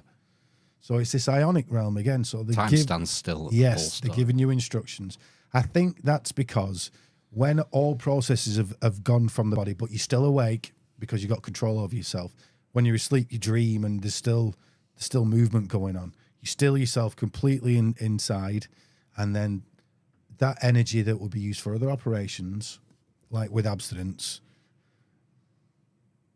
is able to be then saved, charged up in this area, which is expressed as a field of wheat, which again in the Western tradition is the field of wheat represented by Virgo, in the house of wheat. It's a storehouse. It's a battery. Storehouse of energy. That's where you stored your food in the wheat house. Yeah. To get you through it's just storing calories. Yes. Energy in calories. Yeah. It's just an analogy. Yeah. So, look, that same map then is repeated in the central diagram, which is the nervous system. Again, you can see is the same thing. Now, what is it about that area? Well, some people say there's lots of layers of fascia. Fascia is like the webbing that goes in between the muscles and layers of skin and things like that. It's very related to the nervous system. It's what you're trying to utilize in Tai Chi. I'll show you. Can we take that off for a second? I'll show you a quick martial arts trick. Okay, all right. You're not going to hurt me, are you? I'm not going to hurt you at all. I'm going to get you to do something though. I'm going to get you to stop me from moving your right arm. All I'm going to do is I want you to straighten it out. I want you to stop me from bending it. Yeah, at the elbow. I'm going to try and bend it at the elbow. Right, so I've got to resist. Just resist it. Right. So I'm going to come away from now. this mic. Right, quite difficult. He's not weak. I think he's broke something in my arm. Yeah, I won't say that. So, You'll be fine. You're using like leverage and stuff. Yeah, I'm using leverage there. I'm using my own muscle. Like joint manipulation. Okay. Try and move my arm. Do it the same way. Yeah, I didn't watch you, but try to do it this way. I can't do it. Go on, no, really try. Like, really fucking try. I'm putting in no effort at all. How are you doing that? Right, now, I want you to reach for Elvis, the fishman there. Admiral Akbar. Elvis Akbar, that's what I meant. Right, reach for that. Yeah, just literally try and grab it. I want the whole time you to just keep trying to grab that. It's easy, isn't it? Yeah. I can't get it. Right. But there you're using a different system, using sinew and tendons, which is the fascia. So right, the bits in between. You're using the bits in between. You're not using muscle, you're using the bits in between. Right. And I can get a 12-year-old, 13-year-old to do that, and you can you can't move the arm. But because you're focusing further away, you're almost... You don't... Look, in reaching for something, there's no leverage used in there, so you're not engaging your muscles. And the less you engage your muscles with this stuff, the better. The easier. Yeah. To get what you're because I'm using for. everything. It's like tensegrity. You know those chairs that they look like they're hanging from chains or whatever. They look impossible. No, like you have to look it up. Right. You know what I mean. Yeah. Yeah, it's tensegrity, using everything. Right. In there, apart from the leverage principles of your muscles that tear each other up. It's why Bruce Lee's punches are fast, but a boxer's punches seem a bit slower. Because he's not looking to use his muscle, he's just looking to get his arm out there. Wow. And then if you use good alignment and things like that, you can put force behind it, unless you're doing Tai Chi, where they're using the pumping chi. And you can see the muscles just go rigid and weird. It's really weird. like that, and you're like, "Whoa, did you move that fast?" Like, I'm pumping chi, and then you can see it like pumping through. It's weird, almost like a next heartbeat. Wow. It's definitely something going. Look, I'm convinced. I am convinced. I felt it. I felt it from people that are more highly practiced than me. I've never had anyone push chi into me, but I've walked past the people, and again, it's like you've just turned off an old school TV and it's full of static. There's just something about You can this sense thing something. around them. Right. Can we Get the slides back yeah. up. Now that you've injured me. You all right? Yeah. I didn't actually injure you. No, did you? I thought Lancashire on that map is around the Zong Dantien. Yeah, it's like the heart around the heart, and that, Right. yeah, it's like a big whirlpool, like Blackpool. It's true though, isn't it? Yeah. It's weird. And then you got Wales there, and yeah, up near Bristol's your Dantien. It's weird. Anyway, so what are they doing? Well, you can see there's something of a system going on there where it's going up, and then it gets, you can see like kind of a ring structure. It's getting cycled. So in a lot of these texts, whether it be European or Eastern, they're talking about like weather systems. Now, there's something called the microcosmic and macrocosmic orbit in Qigong. And all they're doing is it goes up your spine. So where I said there's some guys on a water wheel and they're trying to push the water back up the river of the spine. So it goes up the spine, up the back of the head, down. You push your tongue to the roof of your mouth. That creates the end of the circuit. Then it comes down the front and then gets recycled. This is once you've built up enough chi, and they say that, look, it's not even a thing of you trying to do it. Once you've built up enough, it just starts doing it on its own. In the lessons I had, the guided lessons, there was guided meditation that followed that path of concentration and relaxation in those areas. Oh, so rather than just like focusing on your breathing, like most meditation things, go relax. they would follow this circuit. Absolutely, going around. yeah. Wow. Yeah, it's pumped with your breathing and a few other details like breathing's. If you like a Taoist tradition, the whole point in Taoism is that you do as minimal as possible. So there is breathing in there, but they'll tend to call it like anchoring the breath. So it's Dantian breathing. Well, you just breathe down. I simply just breathe into that area. Just breathing in there. And you'll find that your chest will stay straight and your belly will come out, and then it'll drop a little bit, but then come out even further as you breathe out. It's like your chest just stops. And when you put your concentration there, when you put you kind of put your mind on it, I just feel a hot stone. That's what I feel. It's like a hot stone in there. And the more I concentrate on it, and not thinking, the hotter that stone gets. Get into an MRI machine. Well, I'd love to take this as far as I could, but I don't know if I'm able to, because I think it takes a lot of meditation, and I don't know if I've got the time to do it all. I've been doing it, but I don't know if it's enough. Yeah, time for this shit. Yeah, I want to. One question about this right hand image with all these. Who are the Ming men? That's an area. Band name. Yeah. That's an area just underneath it's like the back end of that. Above your cheeks. Yes, Just above your cheeks. like your butt kidney-ish cheeks. area, just below your kidneys. That's where your Ming men is. Yes. It's nothing to do with Ming. I'm not often saw in the Ming men. You know. Yeah, lower back. Yeah. So yeah, and you Nice. can see that they've got this idea of three vessels essentially. One's like a fire and a cauldron, and then you've got like this fiery heart, The burning sacred heart, sacred yeah. heart, yeah. And then things don't tend to be as fiery by the time they get to the top. But so you got these systems. Cool. Move on. So now on the left we've got Aeon again, and he's got that same system. He's got something of a rock at the bottom, which is that sacrum. He's stood on the earth. Yeah. Which has got the two crosses on it again. He's holding a cross again. We've got the serpent of time going up him, which is this.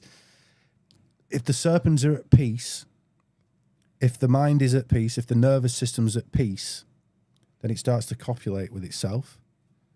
And this is the idea of getting this energy to work around yourself, because you're meditating, you're at peace. The serpents are the serpents of peace. So we can see from several different cultures. In the center, we've got a more European style. And on the right, we've got a Kundalini thing. And those Kundalini points, those chakra, are often described as lotuses. Lotuses, I'm sticking with lotuses. Mm-hmm. And they add up to 144 when you count all the petals. 144 is just a third of 432. So it's the same stuff again. Tai Chi. How many movements in Tai Chi? 24 short form, 108 long form. It's all the same stuff all over again. Right. I've been learning Tai Chi. It's really good. I can't use it as a martial art yet. And I don't understand what the hell there's one move, like you do that. And it's like, what am I going to get somebody with that? But I will work it out at some point. Isn't it not defensive? It's... You don't have to be getting someone, Ryan. No? Not fun. That's just, someone's trying to steal your iPhone. I said, no. And we've got all these analogies for the Cairo and the mushroom along the bottom. There's so many. The anchor again. Mm-hmm. Yeah. So, I mean, that serpent in the cup, obviously snake venom in a cup, but we've also got the serpent, which is the nervous system going up the spine. That's essentially what they're getting at. And the cup of the Dantien. And what I keep getting at is just repeated motifs, and it's three things. It's the cosmic as above, the time stuff. That's like the outer version of it. And then when you got internal version of it, it's how to charge yourself up.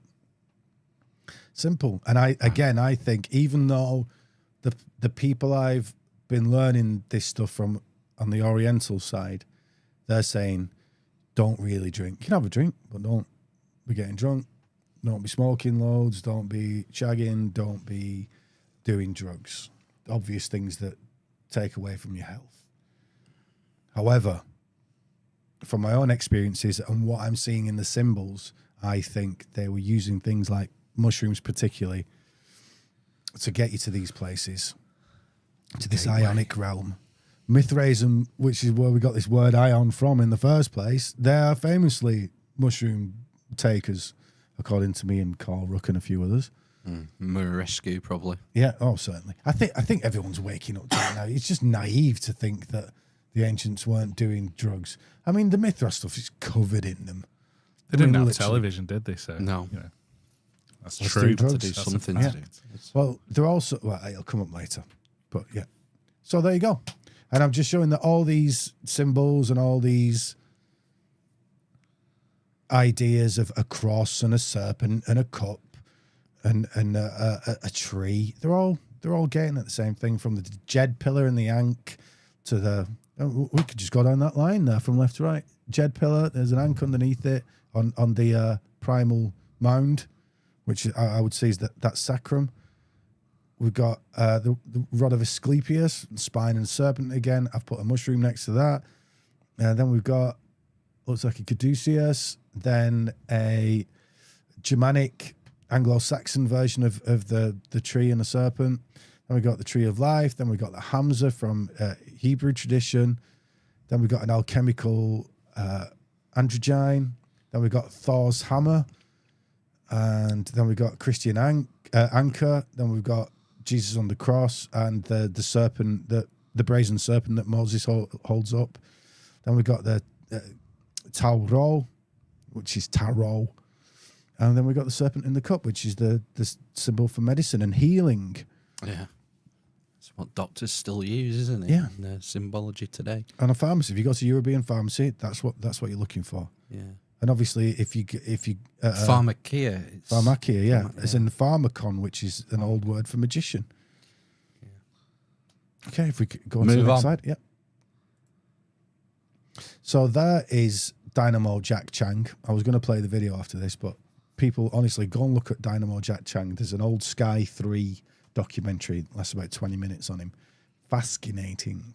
Even if you don't believe it, just watch it. Then we got the Caduceus, and then we've got Cernunnos. Cernunnos is an old Gallic Celtic god. He's holding a Tor, which is like a symbol of power, but of time, looping back on itself kind of thing. A torque would be like an old style of necklace back in the day. Yeah. Yeah. And based on the word Tor, which is like Taurus and... Donut. Yeah, donut shape. And a bull and strength and power and stuff like... Oh, excuse me. and the symbol. So he's got the phallic serpent as well. We've already discussed the serpent, the power that's behind that, and its analogy with the nervous system and the spine. And then he's got his antlers on top, which are, in adulthood, you gain your horns. In adulthood, you get your sexuality. The horn. The horn. And when you save that horn from down there, it sprouts up here, according to these analogies. You often see Saturnian characters with the horn, time characters. So this is Serenos. And he's doing a yogic thing there with his ankle, with his heel. He's sticking it in his perineum. Oh, Perineum release. In Kundalini stuff in India, that serpent is coiled up. Kundalini means coiled serpent. That is coiled at the anus and next to the perineum. And by pushing that, you're actually trying to push the prostate inside. That's what you're doing. Your prostate massage. The anus naki. The anus naki. Anus naked. So he's pushing his heel up to his perineum with his other leg. Yeah, and that at once separates. There's a gap in the hips, in the pelvis there. So there's lots of nerve endings and bundles in there. So you're helping to separate and ease that a little by sticking it in there. It also stops ejaculation. And stops it? Yeah. And, oh no, it feels nice too. But it also, if you press hard enough, it's been called the million, I forgot what the old Chinese denomination was, but you could call it the $1 million point. Whereas if you, oh my God, no, it's happening. If you stick your fingers and like really push hard into that, it can stop it. It can certainly stop you ejaculating itself, even if you're having an orgasm. Wow. So don't try this at home. Don't take medical advice from this podcast. Don't ever. Though something you can try at home that's quite safe is next time you have an orgasm, if you're on the bottom. Just shove your foot up your ass. If you're kinky. Is just relax.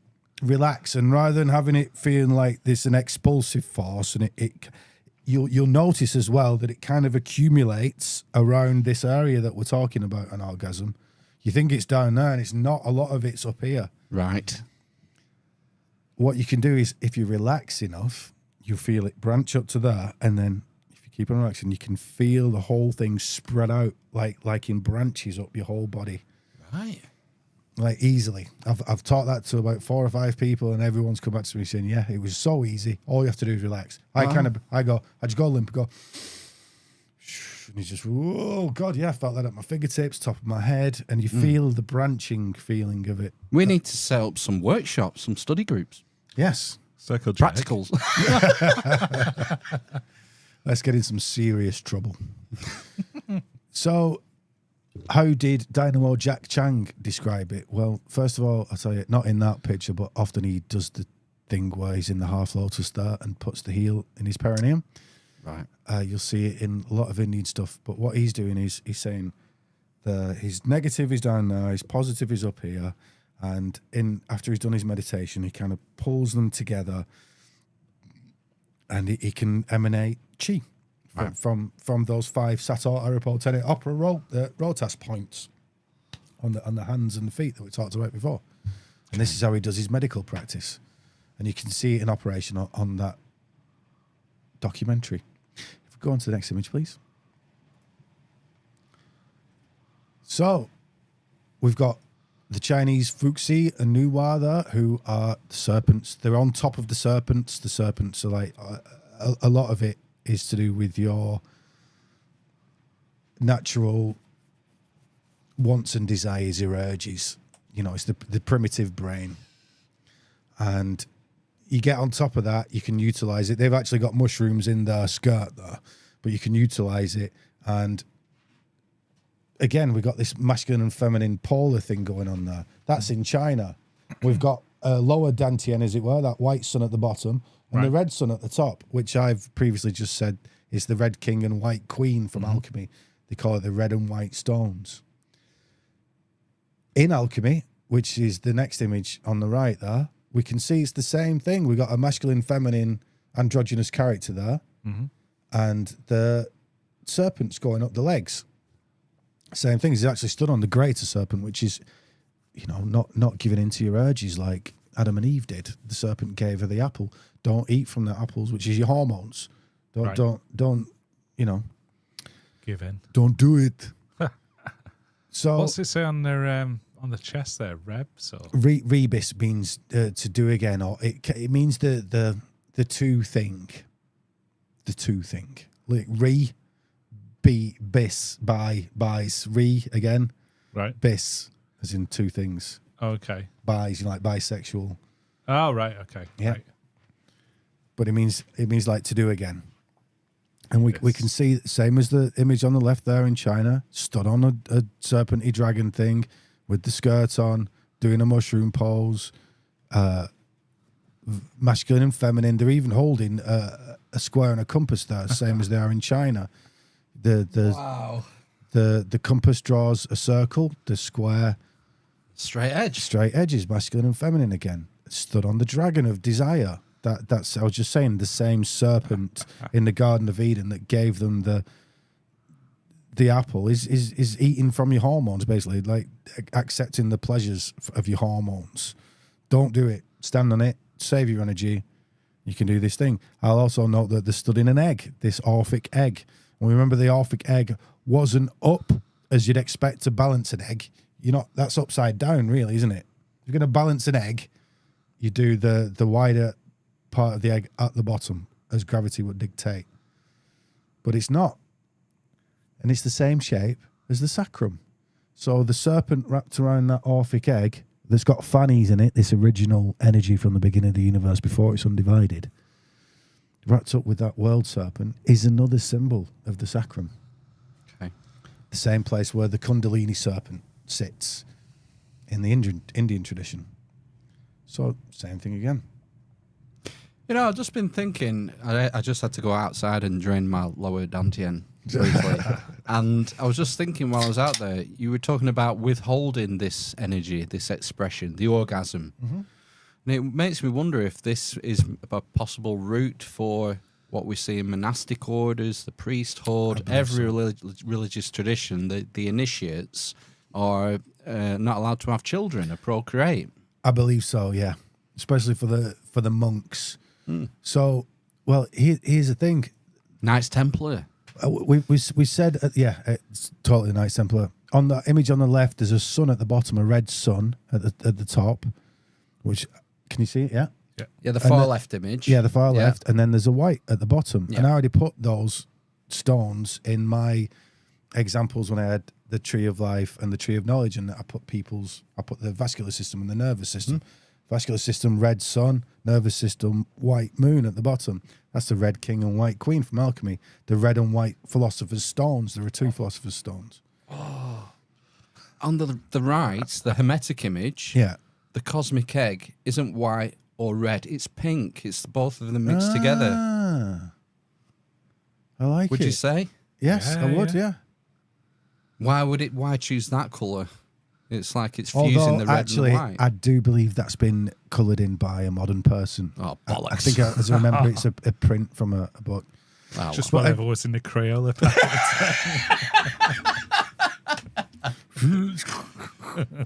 And I will also say, to bring it back to that pole star stuff, that angle is hidden in that, and I've shown that in a previous episode. The angle of the Earth is hidden in that orb at the bottom of the right-hand image.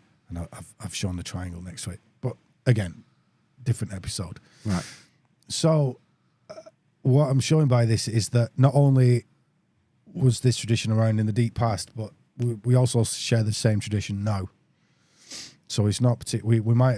I certainly associate it with the East, with Tantra and with Taoism. But it's alchemy. Next image, please. I think we're nearly there now. So here's, I forget who did the image on the left, but that's Thomas Vaughan, this Welsh alchemist on the right. The same guy who said, you must take this art into your own hands. You can imagine what that means. But what I want to do is relate this to that the images of the human body with these stages, with like a... So obviously these are European, but they've... The Dantian image is often of a cauldron being heated up underneath it. Well, you've got that on the image on the left. Suggests the two mounds at either side are the kidneys. Then you got the spine meeting at the crown, meeting at, the two hemispheres. It's again an analogy for the body, and it's the same as it was in the Chinese stuff. It's like the same. On the right, we've got Thomas Vaughan's famous Sacred Mountain of the Philosophers, Magic Mountain of the Philosophers, something like that. Let me read it. Something Invincibles? Yes, Invisibilis, the hidden mountain, basically, of the magicians. Right. Does it say lumen?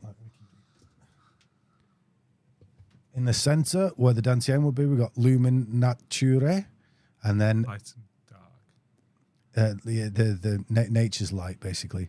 And then right at the bottom, we've got Non Nisi Parvalis, which means nothing if not a child. If not like a child, nothing. Well, we already discussed what happens when you reach adulthood and you get your horns. Well, the opposite of that is being like a child, which is not develops. Yeah. Not developing sexual urges. Right.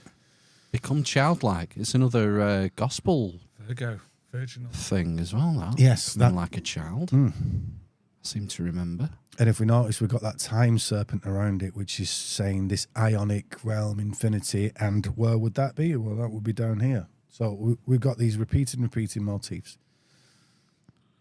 Super. I was listening to a podcast with Gary Lackman on. Oh, yeah. Last week, I think it was. Mm-hmm. And he's the bass player from Blondie. Oh, yeah. But he's a massive he knows his stuff, occultist. Yeah, that's what he does, really. He's not... I said something about one of his books once, and just to somebody. And then he turned up in the comments and said, I refute that, actually. I'm like, what? How... You're already friends with him, probably, or friends of a friend. I think my friend might have been friends with him. Yeah, he's well known in theosophical circles, isn't he? Yes, and such, and the occult. He's just written a book. Another. He does a lot of biographies of occult figures of the past, and he's just released one.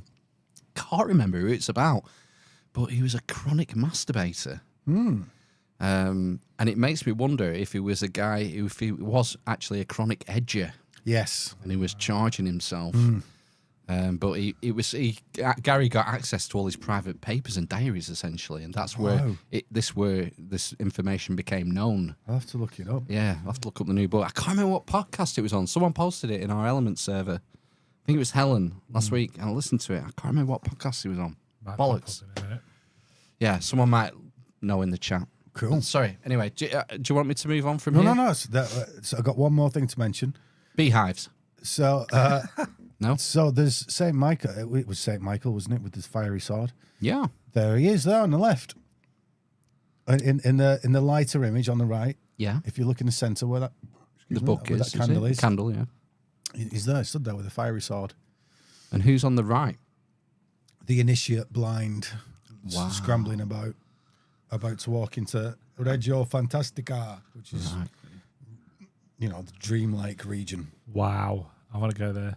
Yeah, and it's full of dragons and monsters and serpents. It's you'd want some desires and your urges and stuff like that. You just got to be careful.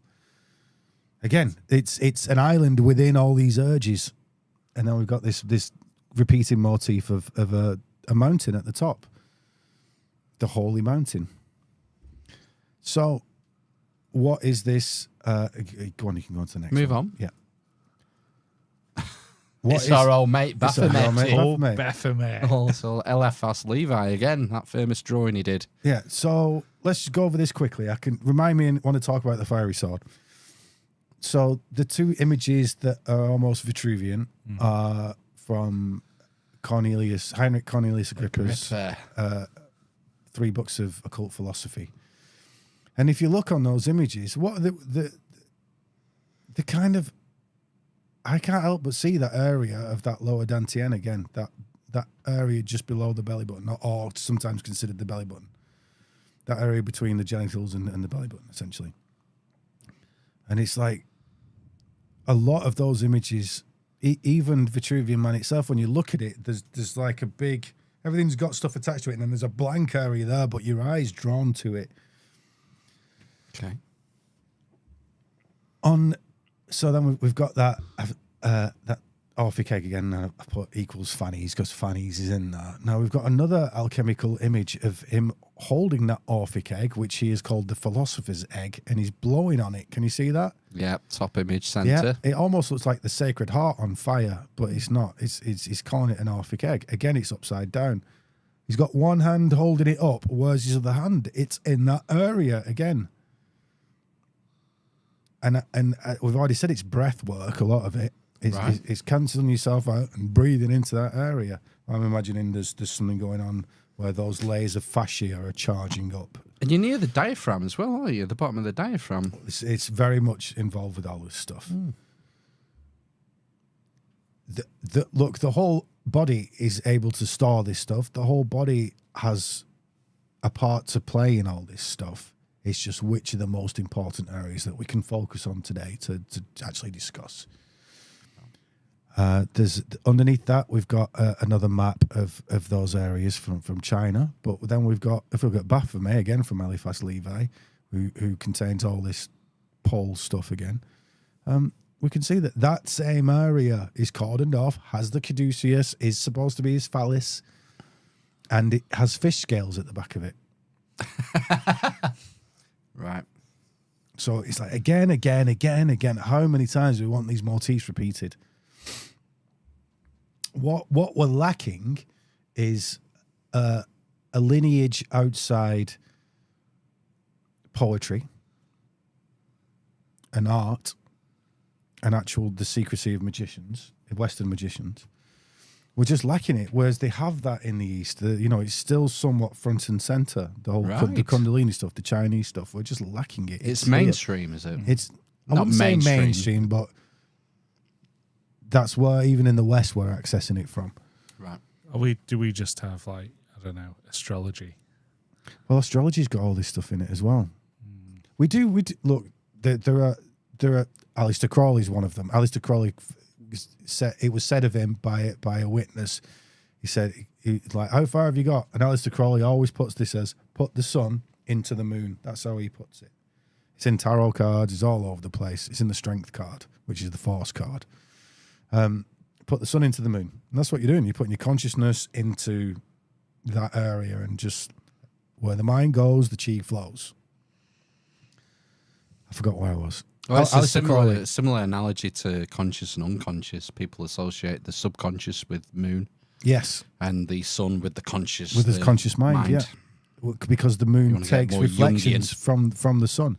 Yeah. Well, Jung, everyone says he made it psychological. And I'm like, no, he didn't. He did make it psychological with a mystic bent. But when you read what he's putting in, and you look at his illustrations that he's putting with it, he's telling you he's just not coming out with it. I mean, I've read I think 2 Jung books, and he comes across to me as 9/10 mystic, 1/10 psychologist. Yeah. Later on, he hides it a little more, but also comes out with a more strange character. I like him a lot. I like Jung stuff, but again, just because some academic tells you that, oh no, there's not many secrets and anything like that. Yeah, he might be psychologizing it all, but he's telling you between the lines. Anyway. Good. So there we go.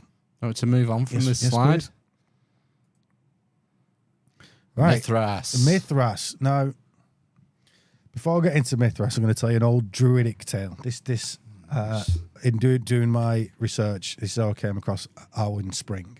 So, Pliny the Elder has written of the Druids.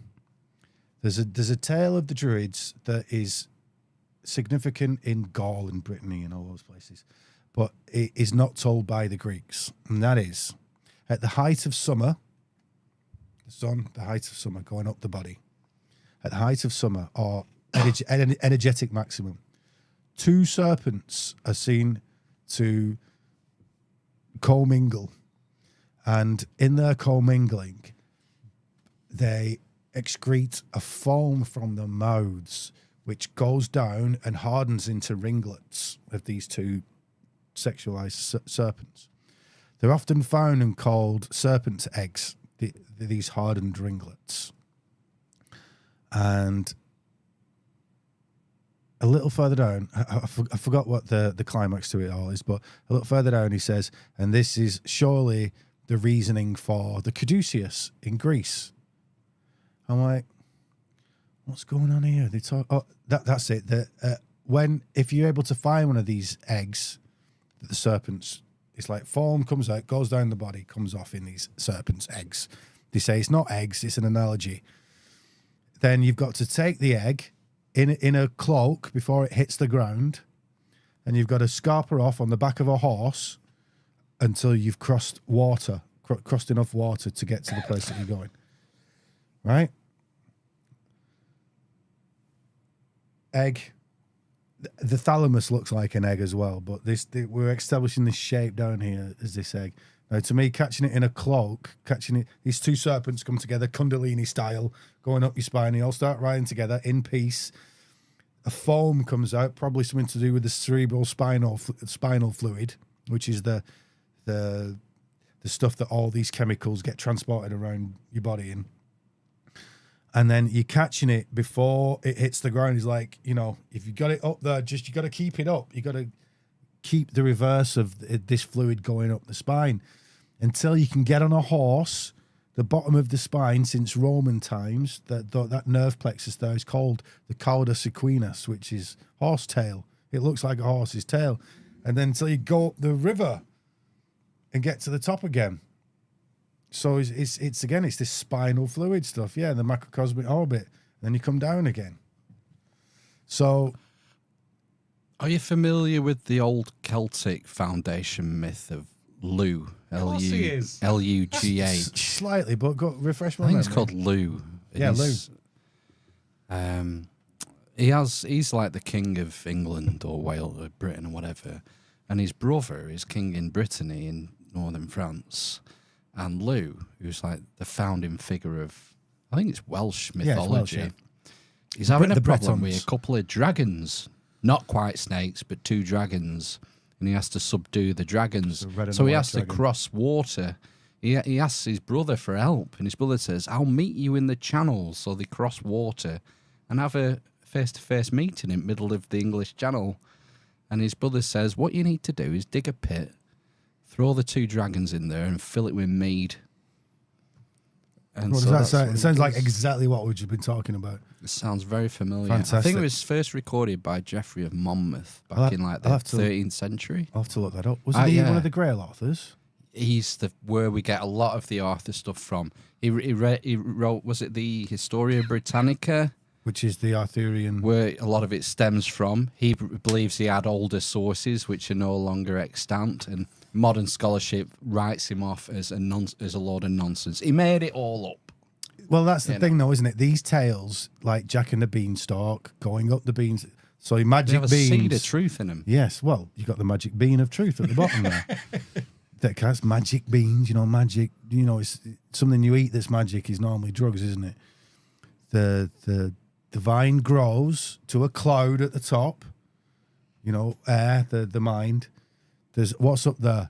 A goose that lays golden eggs, the pineal gland.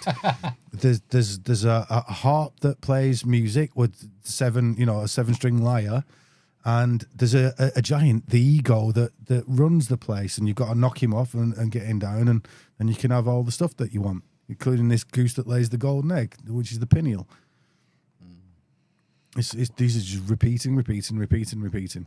So in Mithraism, Mithras on the Tauroctony, on the image on the left there, he's sticking his heel up in his perineum, and he's also got his foot on the other heel. I never noticed that, because that pause is repeated in all the iconography. Yeah. So it's weird. It's unnatural. Well, that leg of the bull is a mushroom analogy, but what he's doing, and usually he's got mushroom, definitely got mushroom in his skirts in that one.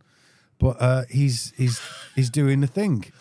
That image Carl Ruck selected for the front cover of his book. Did he? Right? So you can see why. He's crushing his perineum while he's slaying the bull. Yeah. So this is that Arwen Springer, this Welsh fella I'm going to have a chat with. That's what he worked out. And then I went, hang on a minute. Is there any egg analogies in Mithraism? Like, he's born of an egg. He's born like Fanny's in the exact same way. And we saw the image of Fanny's before in the Zodiac, exactly like this. Well, the Zodiac's forming an egg shape. It's just burst out of an egg, which is also a rock Sometimes they say it's a rock. Sometimes they say it's an egg. You can see those two things. Down as well. It's the wrong way around. It's the wrong way around. And he's got these two poles in it. And Mithras famously is the one that does the precessional cycle. He changes that. That's what he's doing. He's grabbing the Zodiac to change the fuck around, so we get the different ages. Right. There's a tale within Mithraism where one of his first things is that everyone's thirsty. There's no water. Mithras takes his bow and arrow, strikes the rock, and water comes out of the rock.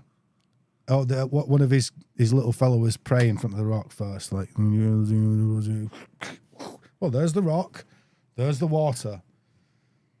Same thing again, and you can see in a lot of the images of the Mithras rock that he gets, it's often done like a cloud, but it's often they're making it look like it's the egg that he came out of at his birth on purpose.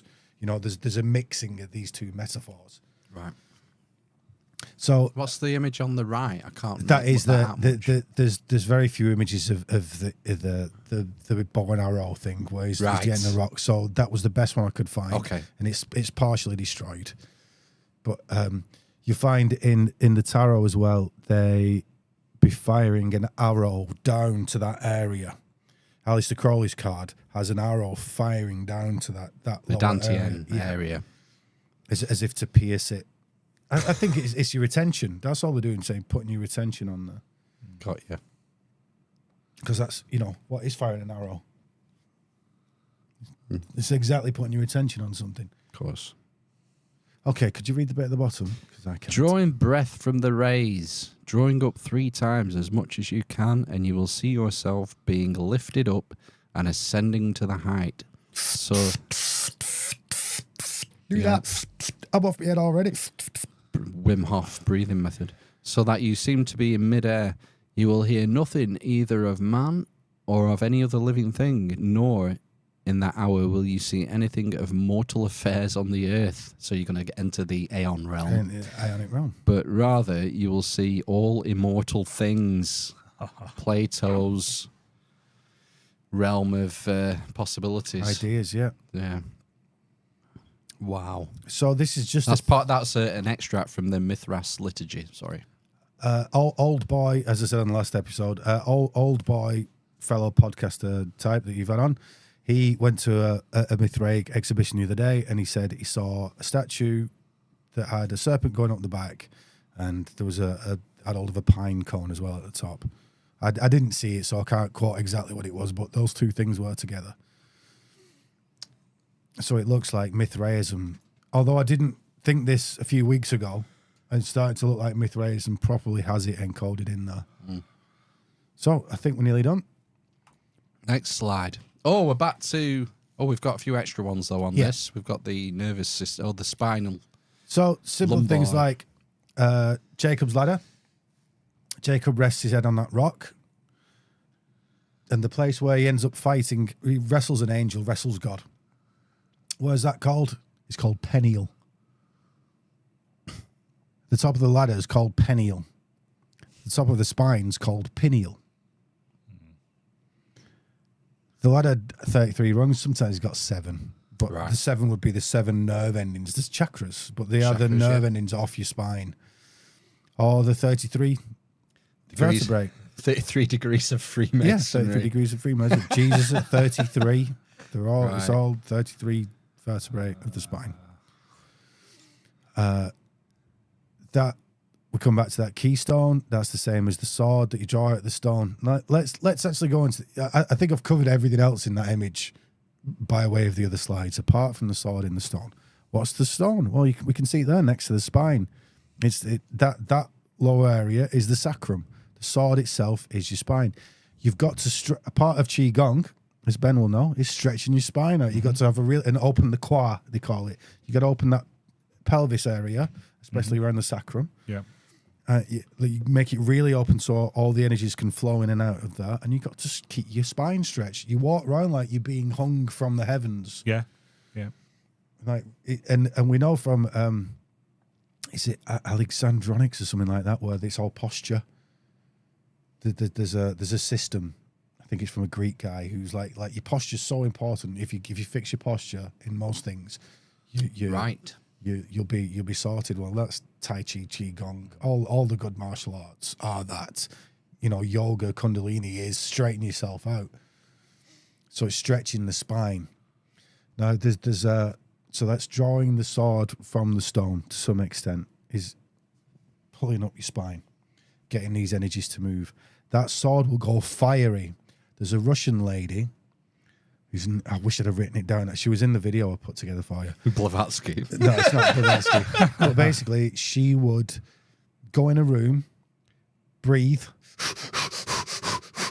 for ages, and she said until her spine felt like it was on fire.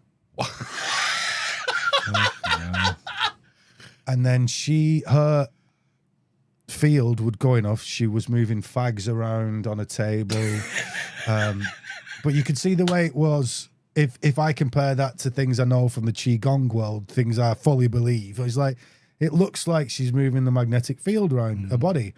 And she said it made her really poorly, and she had loads of other health issues with it. But she was like deeply studied by the KGB and similar.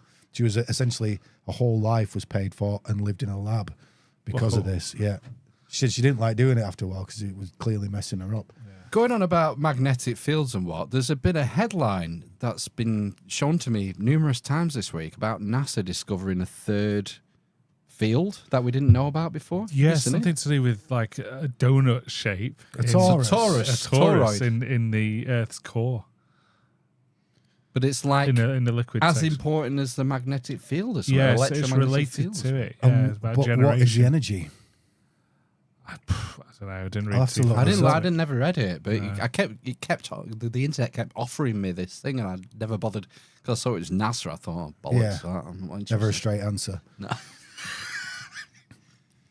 Yeah. So, should we see if there's any more images left? Got one left. I think, one more slide. 22, same as tarot. Right. So, I'm going to come close up to this camera. Do you want me to blow it up? Oh, please do.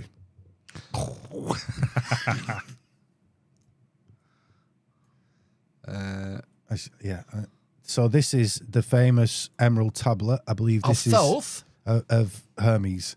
That Thoth thing's all the nonsense. Well, Hermes is Thoth, but people make stuff up. Right. So this is one of the axioms of alchemy. This is where you get the as above, so below from. And this is Isaac Newton's renditioning, translation. And it is said that this is the operation of alchemy. Here it's called the solar operation. And this is agreed on by all top magicians. This is what it is and how you do it. Now, I want to say that previously we've talked about it's almost like a weather system. The energy starts at the top, it precipitates near your head. The head naturally brings a lot of the energy up to it, because we're the head-centered beings. So you need to switch all that off, let it precipitate down. We're getting a weather analogy here, and then you kind of churn that back up like the churning of a milky ocean, as it were, in the tantric Vedic stories. You churn it back up, and then it rises back up, receives something from up here, and then goes back down again. You might hear it called the sacred secretion or something like that, or amrita. Well, there's lots of things. So this gives you powers, apparently, clairvoyancy, a better connection to the universe. Your intuition goes out the roof, and you are able to, as the hippies say, manifest. These are just things that they say. I don't know. I'm just saying that the tradition itself. I'm not saying for everybody out there that you should believe everything I'm saying. I'm saying I believe most of the things I'm saying. What I'm saying is, what is real is the tradition. It's there. It's certainly there in the East. Academically, it's there in the East. It's in the West as well, but not many people have shown this. So now let me read this and see if you can recognize anything that we've just been talking about. So, 'tis true, without lying, certain and most true. That which is below is like that which is above, and that which is above is like that which is below, to do the miracles of one only thing. So they're getting at like a singular energy there. And as all things have been and arose from one by the meditation of one, or sometimes mediation of one, so all things have their birth from this one thing by adaptation. They're saying this like Fanny's like energy, this yin-yang isn't yin yanged yet, but it will split, and then from that we can make the world. Yeah. The sun is its father, consciousness. The moon is its mother. Well, we've just said where the moon is, down in your ovaries, and the moon is an egg in the sky. And not forgetting, we keep talking about that Orphic egg. Mm. The wind has carried it in its belly. The earth is its nurse, you are the earth. The father of all perfection in the whole world is here. Its force or power is entire if it be converted into earth. Separate you, the earth from the fire, the subtle from the gross, sweetly and with great industry. It ascends from the earth to the heaven, this precipitation system, and again, Jacob's ladder again. Yeah, and again descends to the earth and receives the force of things superior and inferior, from above and below. By this means you shall have the glory of the whole world, and thereby all obscurity shall fly from you. Its force is above all force, for it vanquishes every subtle thing and penetrates every solid thing. It's because it's energy, it just moves through objects. It's the force. It's the force. It's even called the force there. So was the world created, this phanic energy. From this are and do come admirable adaptations, whereof the means or process is here in this. Hence I am called Hermes thrice great, having the three parts of the philosophy of the whole world. I've described the three parts of philosophy in this presentation. That which I have said of the operation of the sun is accomplished and ended. So he's done the sun bit. Well, Isaac Newton, one of our greatest creators ever, was famously celibate. I was just as soon as you said Newton, he famously died a virgin. He was a bachelor. Now, some historians would say that that's because he was trying to emulate his master, who he saw as Jesus Christ. I guess you'd disagree. Isaac Newton was an alchemist before he was anything else, and was obsessed by the fact that the Greek traditions, the Greek myths, contained the secrets of alchemy. And more than anything else, he of his work that he was doing, he was trying to find the circumference of the earth, which we know is in that pattern that I discovered, which I know he used to build a drawing of Solomon's temple. You are Solomon's temple. Solomon enslaves demons. Those demons, when you read it, are clearly his lust, his nostalgia, his these things that draw away from you. Mm. And the ring he's got is the seal of Solomon, the triangle. The two inverted triangles, as above, so below, coming together, those two serpents coming together, making peace. You go into this ionic realm and charging yourself up. Oh. As far as I see it. Wowzers. Yeah, interesting character, Newton. It's like no one reads him anymore. No one reads his stuff, do they? We just read something. Oh, we do, but, I've not read any of his stuff. I've just seen quotes here and there from different things, people who reference it. I've read Principia. Principia Mathematica, is it? Or Principia Grammatica? Can't remember. Mathematica. Principia Discordia. Is that one? It's not one of Newton's. Is this it? It sounds satanic to me. What's his name? Musician. He's an author. He wrote the Illuminatus trilogy. Yeah. Someone. It's fiction, mate, don't worry. Yeah. Hey, sometimes stuff gets hidden in fiction. Oh, yeah, of course. The Bible.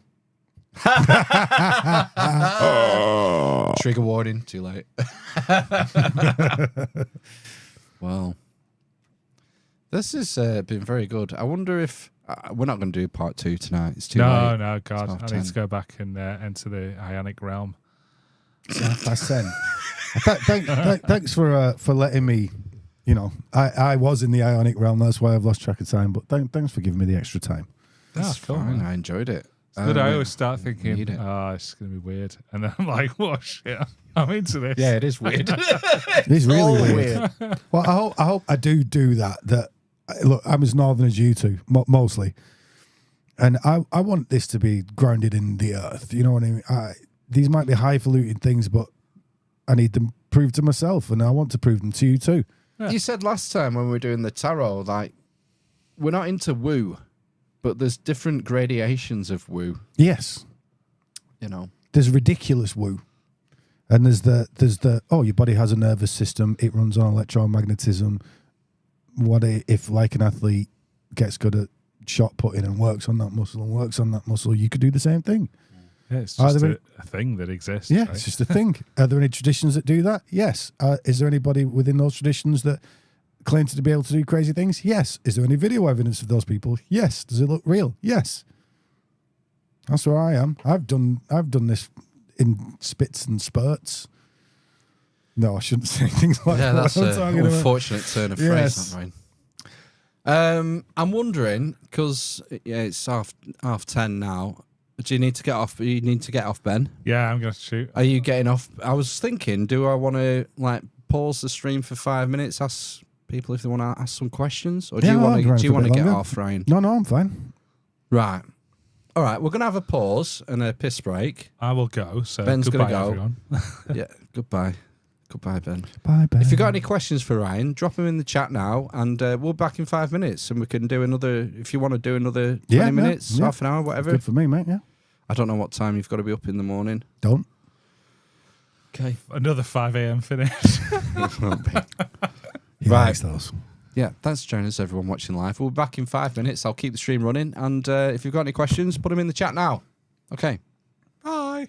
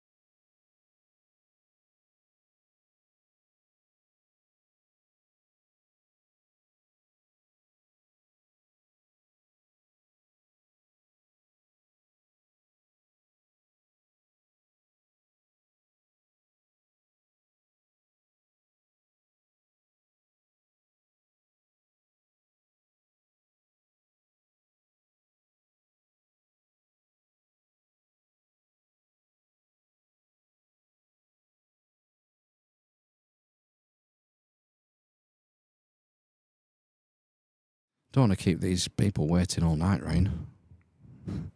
We could just have been talking there for another hour without putting the mics on because, that's what it's like. Let's have a look. Where are we? Oh, Sam Carno, I am literally a communist. What are your thoughts on Keir Starlin and the quick move to communitarianism? It starts with C, is followed by UNT, and is shouted. What's that? Cunt. Oh, gosh. I thought you were going to say. I can't remember ever finding a prime minister actually frightening. Because I'm literally a communist.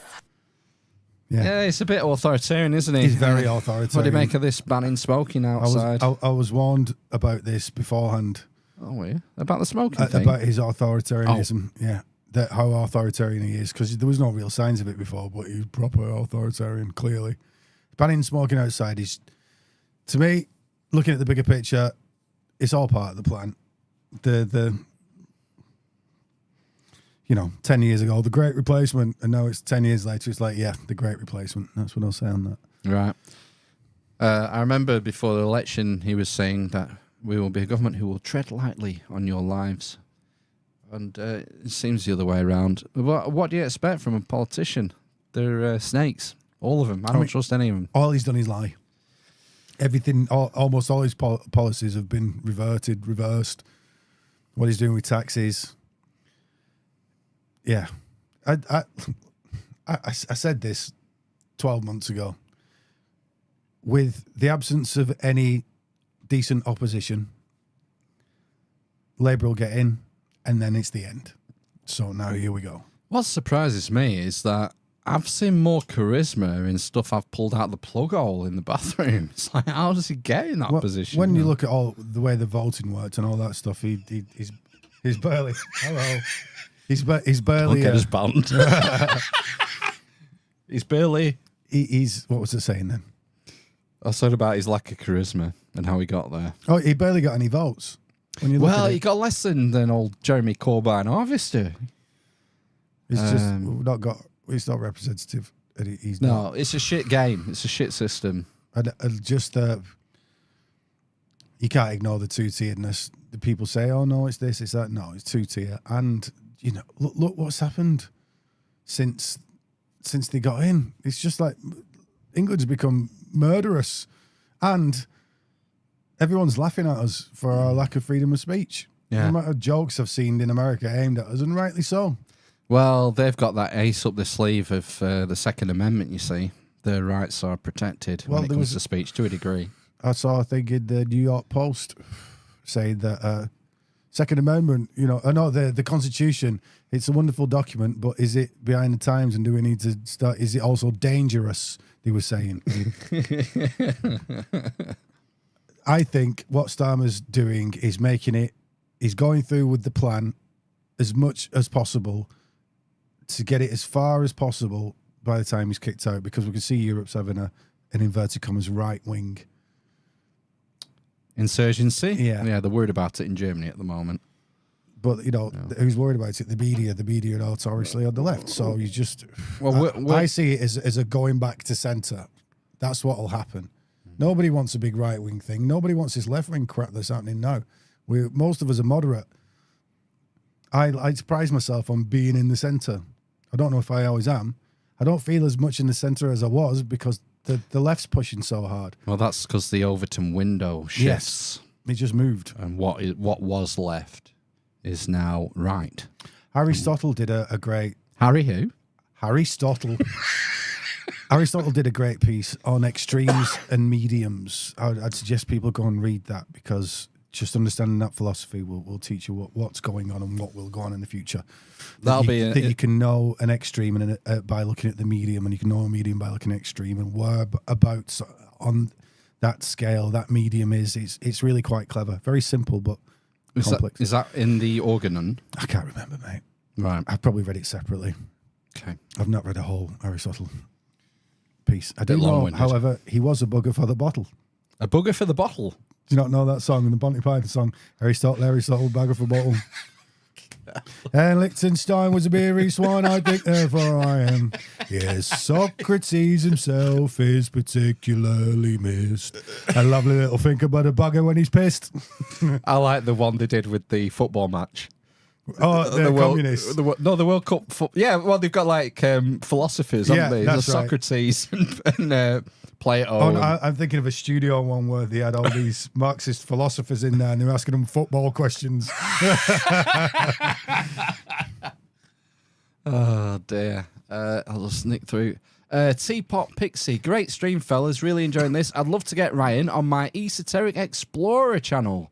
So Teapot Pixie, that must be Paul Smith, who we had on the show a couple of months ago. He has his own YouTube channel. And he talks to Ralph Ellis, Maria Wheatley, who I mentioned when we were off air before. So he got back hold of me and sent me a calendar thing, which went wonky, and then I messaged him. I've not got anything back. So I need to check. Paul? Is it Paul? I think it was Paul. American fella. No, he's in England. Yes, Paul, whoever you are. Is he a northerner? No, southerner. Everything I know about you, Paul, is wrong. I've not charged me lower dantien. I'll drop you, if I remember tomorrow, Paul, I'll drop you an email with you can contact Ryan. Yes, please do. I'd love to come and talk to you. I'm trying to spread out a little bit. Paul does a lot of similar stuff to us, chats with people in the esoteric realm. So he's just started this new channel, Esoteric Explorer. I'll send you a link. Cool. What have we got? Linksville. If you really want me, Paul, come and find me on Facebook. Chisholm, drop a link, Teapot, another I'm struggling. I should have asked someone like to do them in bold or something if there were particular comments or questions. Sound gents. Sorry, folks, it's just Phil for 33 hours. No, not again. I was trying to fold. Oh my god, I am trying to fold the no sound here. I do this. They're saying no sound there. Oh, I think that wasn't that between. That was earlier. I've got the faders up now. Yeah, it's coming through there. Audio input, sweet. So it should be on. Typical Amish, never checking the chat. Yeah. Someone used the force to tell him this is not the mute button you're looking for. It's because I put the screen back on without the volume. Yeah. How far do I need to stick up my foot, my bum? I am trying. Look, I do this pose naturally. I sit on one leg like Mithras. That was cool, that, wasn't it? I thought that was great. Yeah, the Mithras foot on the perineum, the heel of the perineum. Yeah. You know, there's another symbolism of the heel on the head of the serpent. I wonder if that's Jacob himself, of Jacob's ladder, and we had the stone in that, Jacob means heel catcher. Heel catcher? Yeah, that's what it means. That sounds like a wrestling move. Well, there's lots about catching the serpent by the head, crushing the serpent's head with the heel. Nailing the head of the serpent. There's also the Zodiac is a man bent backwards. So his head is in Aries and his feet are in Pisces. And he's a heel catcher as well. Pisces? So Pisces are the feet, which is at the end of the Zodiac. Right. So if you started there and made a loop of a person, the head would be in Aries, which is the next sign on if you went backwards. So it's like he's catching his own heel. Here's a question from Esoteric Knight of Malta. Ryan, what do you think of the Nephilim infesting Blur Star leaders worldwide?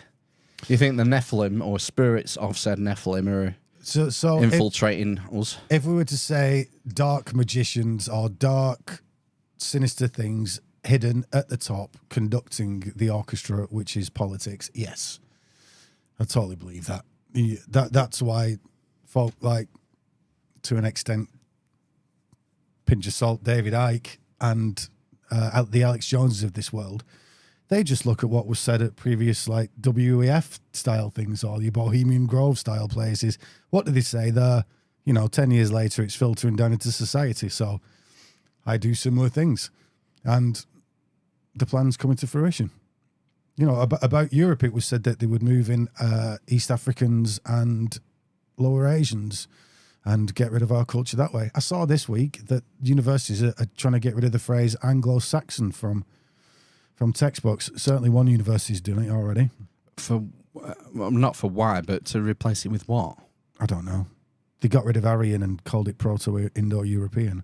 Or Aryan, Yeah. A-R-Y. Even though that's our ancestors. I know the Nazis did something bad with all that stuff, but that doesn't then besmirch the entirety of our ancestry. That's fucking ridiculous. It's reactionary, isn't it? The Nazis took that term and used it to their own ends, and so we abandoned the term because it's been stained. It's ridiculous. The swastika. Yeah, the symbol of the swastika, swastika. the most sacred, oldest symbol we've got.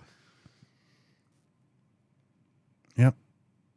The further they push left, the further right. It was something. Yes, that's my worry. Yes. That is my worry. I used to live with the Southern Fairies. For 13 years, I was a Londoner. That's, who's that? Oh, that's Anti-Coviet. Ryan will not associate with Southern fairies. Snows. Yeah. I beat them all up, though. And force-fed them all butter pies. Oh, I love a butter pie, me. I've never had one. What? You call yourself a northerner? It's only in Preston, that. Give over. Yeah, it's just a Preston thing. You'd know if you left. Can't believe that, cha. Hey, that's only the second time I've heard someone utter that. I heard it once in a shop. Every other time I've seen it, it was on Facebook. You didn't grow up in Preston, then? No. It was all anyone said in school. You yeah, had that. I was a Boltonian, mate. Shit. I'm from an even poorer place. What else have we got? Not at the top. That's a shooting plate. Oh, Nephilim. Hey. Anti-Coviet suggesting that I've got some Nephilim ancestry. Depends. Some say the Nephilim were like ginger ale, don't they? Oh, ginger ale. Well, a lot of folk, when you look at it, Genghis ginger Khan. ale, Muhammad, they still dye their beards red to emulate Muhammad. Yes, lots of stuff going on with the gingers in China as well. In the pyramids in China, they kept finding gingers. So it looks like that's all Cro-Magnon man. That those are the final Cro-Magnon genes, and that whatever happened to the younger Dryas, Cro-Magnon man kind of went around and shagged all the Neanderthals and other mixed humans. Maybe they're the Nephilim, the Cro-Magnons. Well, you wonder if that sort of story of what's it, the sons of man? Oh no, it's the sons of gods, wasn't it? Coming down and laying with the sons of men. Oh right, yeah, that thing, yeah. And creating these hybrids. Whether that's some sort of cultural memory to when there were several different Homo species knocking around until the younger Dryas sort of flipped the tables in our favour. So, I mean, that whole Zechariah Sitchin version of Sumerian texts is dog shit, basically. Yeah. I mean, even that Anunnaki, it means like the princely bloodline. When you actually read it, it's got nothing. I mean, Anu's their top god, and Naki just means kind of son princes. Right. It's not. Yeah, just don't listen to Zechariah Sitchin. He was a. Not saying that you shouldn't trust Masons or anything, but he never let it out. But he was a Mason, and you see him flipping Mason signs everywhere. And really? Yeah, there's photos of him at ceremonies. There's one of a video, and he covers his face as the camera comes past. I thought he was an economist. I don't know much about the rest of his life. I think he trained as an economist. Maybe that was his education. But I'm not to say that that's a bad thing. I think like cross-disciplinary stuff often gives the best insights. I just, you know, that was in the era of Chariots of the Gods. Right. What was his name? Erich von Daniken.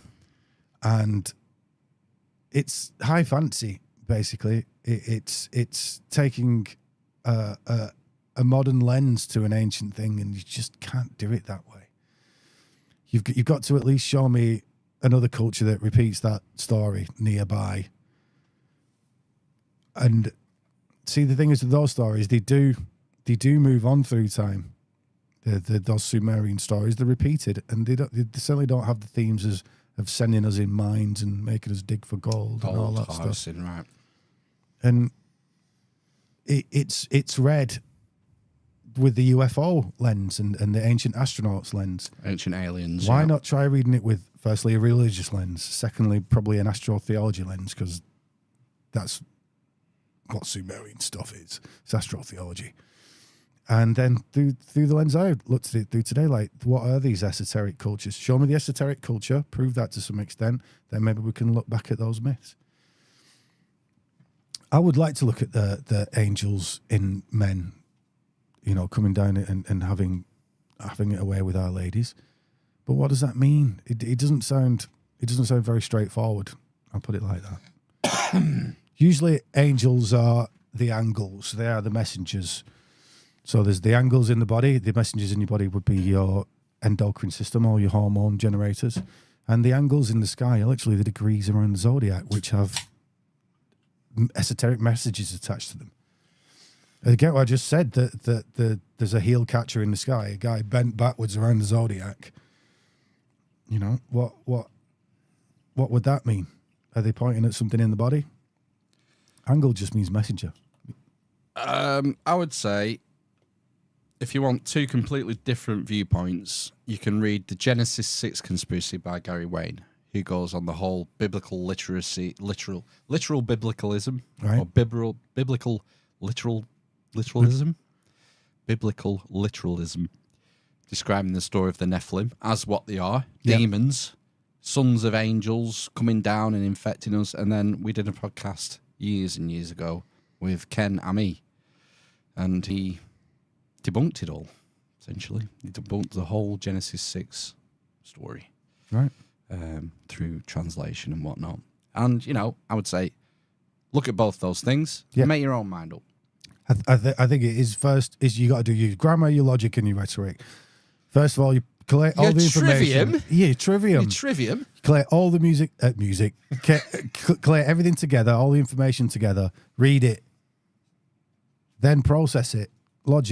Logically, does this work? Does that work? God, this sounds like so much work, Ryan. Can just watch a video on YouTube of someone who's going to tell me the answers? You can, as long as they've done these things and shown them in there. Now, I tried to do that with this previous podcast, but it gets difficult because it's a secret tradition.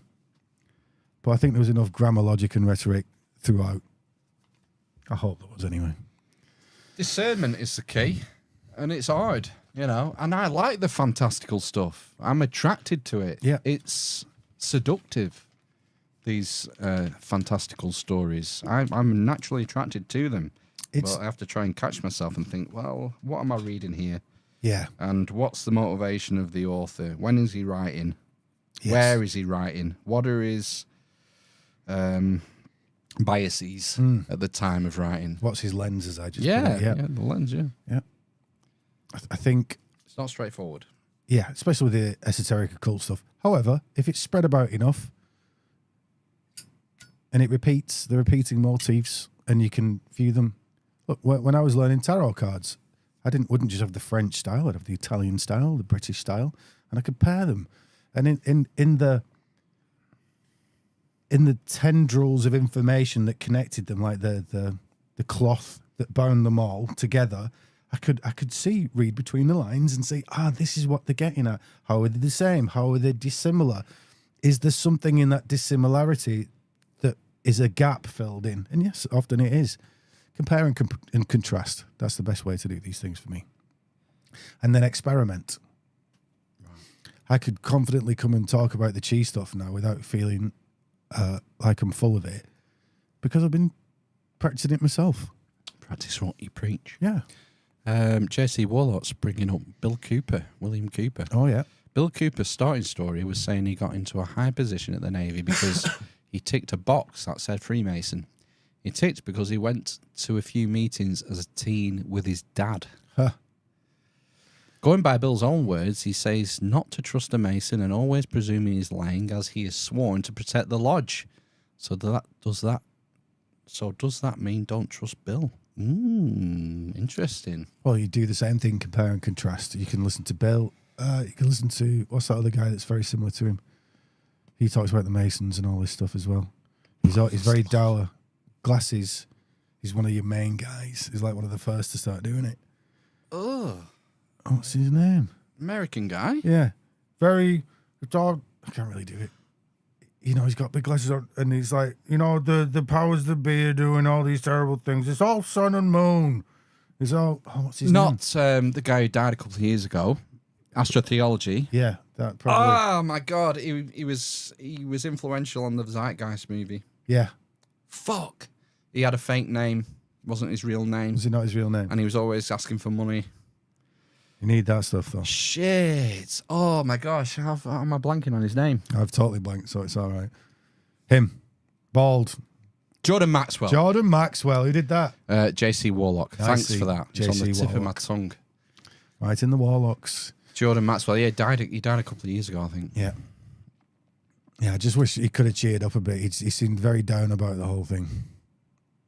Or he could have gone completely insane like Santos Bonacci. Do you know that guy?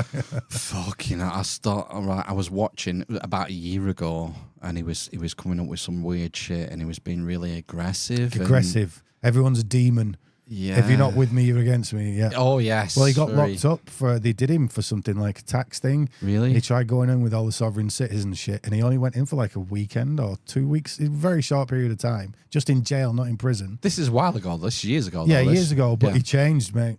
Right. He checked, because I was into him before then, and I saw him, he's gone in prison, that's terrible, look what they're trying to do. He came out, he was different. He was just, everything that's changed about him now was exactly like that when he got out of prison. Well, what I saw, he was living, I think, in Mexico in his compound, and he had this younger guy with him, and it seemed like the younger guy was fucking him over, basically. Just don't know.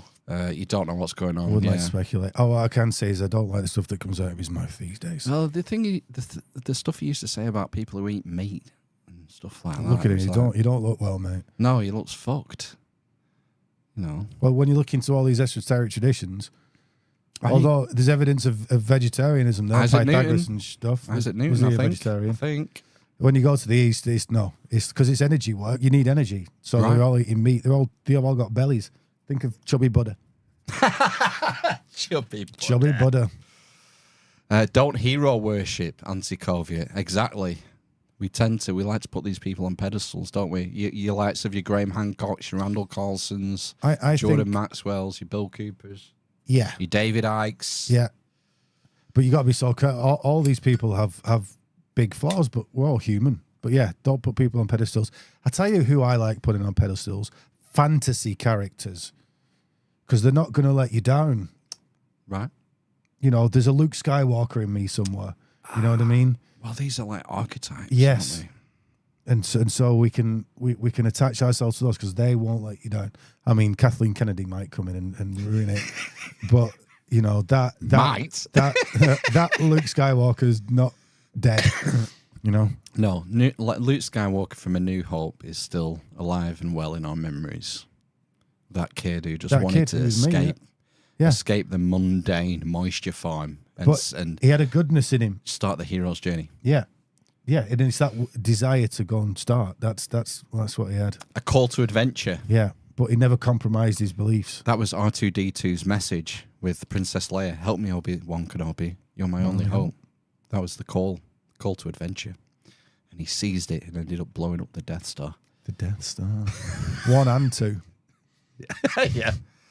Oh, no, he didn't. No, he didn't blow up number 2. No, it was Calrissian. And that other dude. Shut up. And Chewie, was Chewie on board? No, Chewie was on Endor. Yes, he was. In front of that door. Wash my mouth out. Yeah, he turns up in the AT-AT in the forest. Yeah. And he does a Tarzan at one point, which was stupid. Yeah, and Endor, the Ewoks were a bit. I like the Ewoks. I liked them as a kid too. Right. I don't agree with all that. Ewok bashing. Yeah. You're not a fan of Ewok bashing. No. What about Jar Jar? I got this thing for Warwick Davis as a fairy. No! Did you watch the remade Willow? I didn't watch it, no. Oh, good. You probably saved yourself some childhood trauma. I don't watch TV anymore, mate. No, I don't. Although I did watch House of the Dragon for the Game of Thrones did you like thing.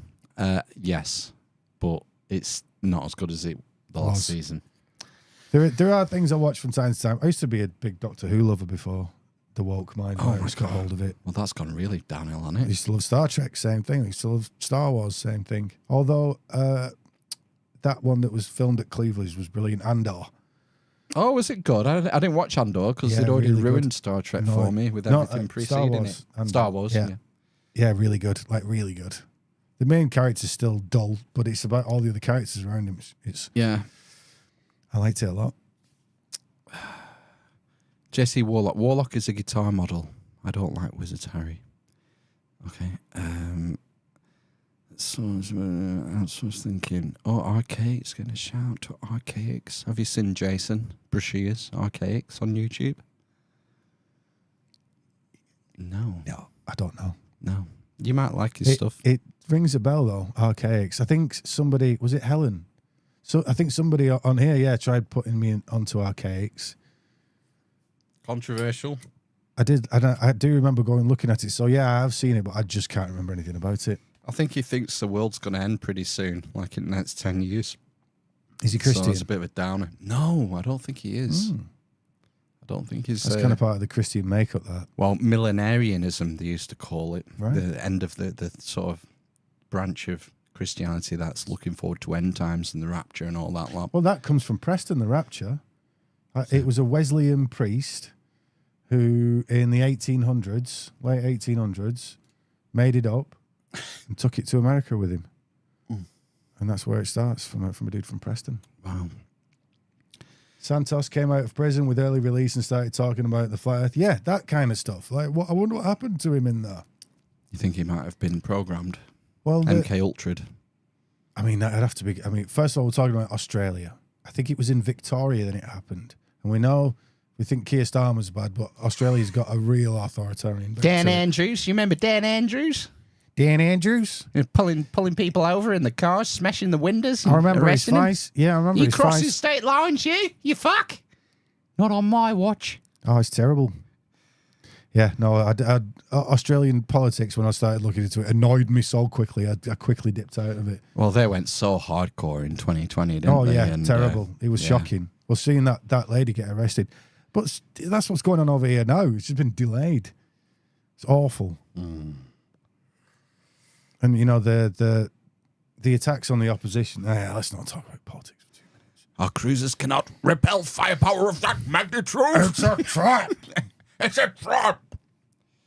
Oh, Stargate, the movie, is still awesome. I watched that about a month ago with my kids as part of their education. I've been showing them old movies. Cool. I say old movies. That is old, though, now. 1995 or I watched 6. that at the cinema. I did. Yeah. I loved it. I will still love that. David, whatever his name is, soundtrack. What's his name? David Arnold, who did the James Bond songs. Oh. Yes. He did Stargate? He did Stargate, yeah. Right. Not the original author of the James Bond songs, but some of the later ones, the 90s Pierce Brosnan ones. And it's got Kurt Russell in it. Yeah. Give my regards to King Tut, asshole. I love Kurt Russell. I did have it on here. I shouldn't. No, I haven't got it on the screen. Never mind. Yeah, Stargate's a great film. Throw us some questions, folks. We're talking about Kurt Russell. Or the Phoenix event. That's what Jason from Archaics calls it. The Phoenix event.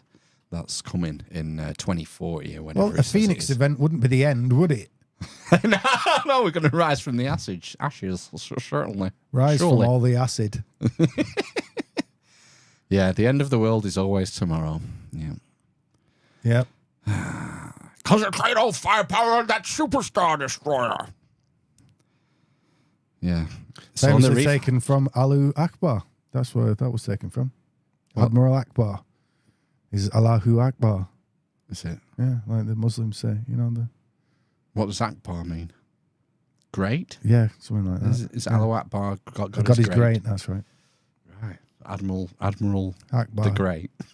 I don't think they meant that. He's a Mon Calamari, you know what I mean? Yeah, a bit squiddy. A bit squiddy. Didn't trust him as far as I could throw him. We're caught in a trap. Yeah, that's the genius of that poster. You see, it's Elvis, but it's Admiral not. Akbar. It's not Elvis. It's Akbar in an Elvis costume with a microphone saying, "We're caught in a trap. There's no way out. Repel that Star Destroyer." How much wood could a woodchuck chuck if a woodchuck could chuck wood, Ryan? About as much as a gun boil could boil oil. You not heard that one? No. How much oil could a gun boil if a gun boil could boil oil? What's a gum boil? A boil on your gum. Oh, a gum boil. A gum oil. A gum oil. Yeah. A gum boil. Gum oil. Yeah, a gun boil. I don't Not gun understand. oil. It's a gun boil. There was a really weird Egyptian theme going on in that period of the 90s there. Well, it's around the time of Fingerprints of the Gods, isn't it? Mid-90s. Yeah. Hancock. I wonder if that was something to do, because you've got this sort of ancient tech, ancient aliens, pyramids. Yeah, I dig it. And they did the series. They did the Stargate SG-1 series. I like that film, but that series is better. And then they did a Stargate Atlantis. With MacGyver in it as well. Yes. Yeah, they did Atlantis too. And that was all about an ancient race who built the Stargates, and it was all very mythologically encoded, and figures from ancient mythology appeared in the show. Yeah, they went from like Norse stuff, didn't they, to they had Asgardians in there. Yeah, it was cool. Well, it reminded me we were talking before about Doctor Strange. And it was Doctor Strange was mentioned at the beginning, and I said, look, what Doctor Strange is doing is tapping into a source of power, or those people around him are tapping into a source of power in a timeless realm and drawing it down to useful magic. And so that is exactly what Doctor Strange does, and exactly what was in my presentation. You wonder if it's like a bit of a 0 point field type thing, you know, whether physics might lift the veil on some of this stuff eventually. So Adam Meisner, the Qigong guy that demonstrably can do this stuff, and he's an Australian fella,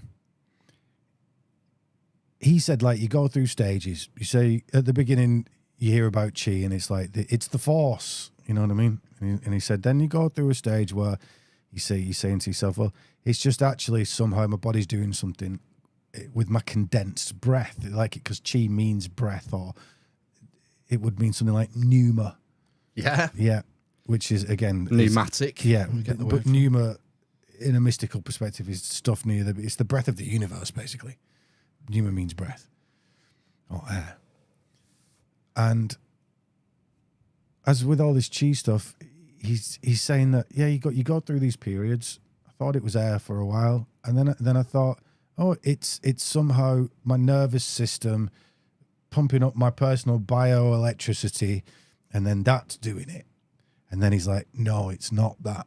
It is almost the concept of the Force. He says, as he's got good at it now, he said, it's going through my nervous system and my fascia, but it's not electricity, it's Qi, it's this other thing, it's the life force.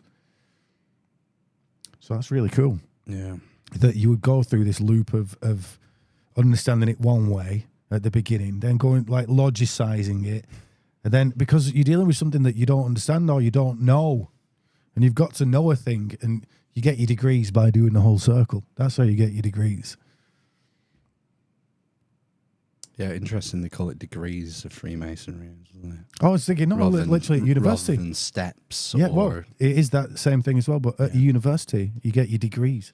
Yeah. You get a degree, and you take off so Saturn's obviously the god of all this stuff. Saturn's a black cube, and he's on the cap of the top of the head.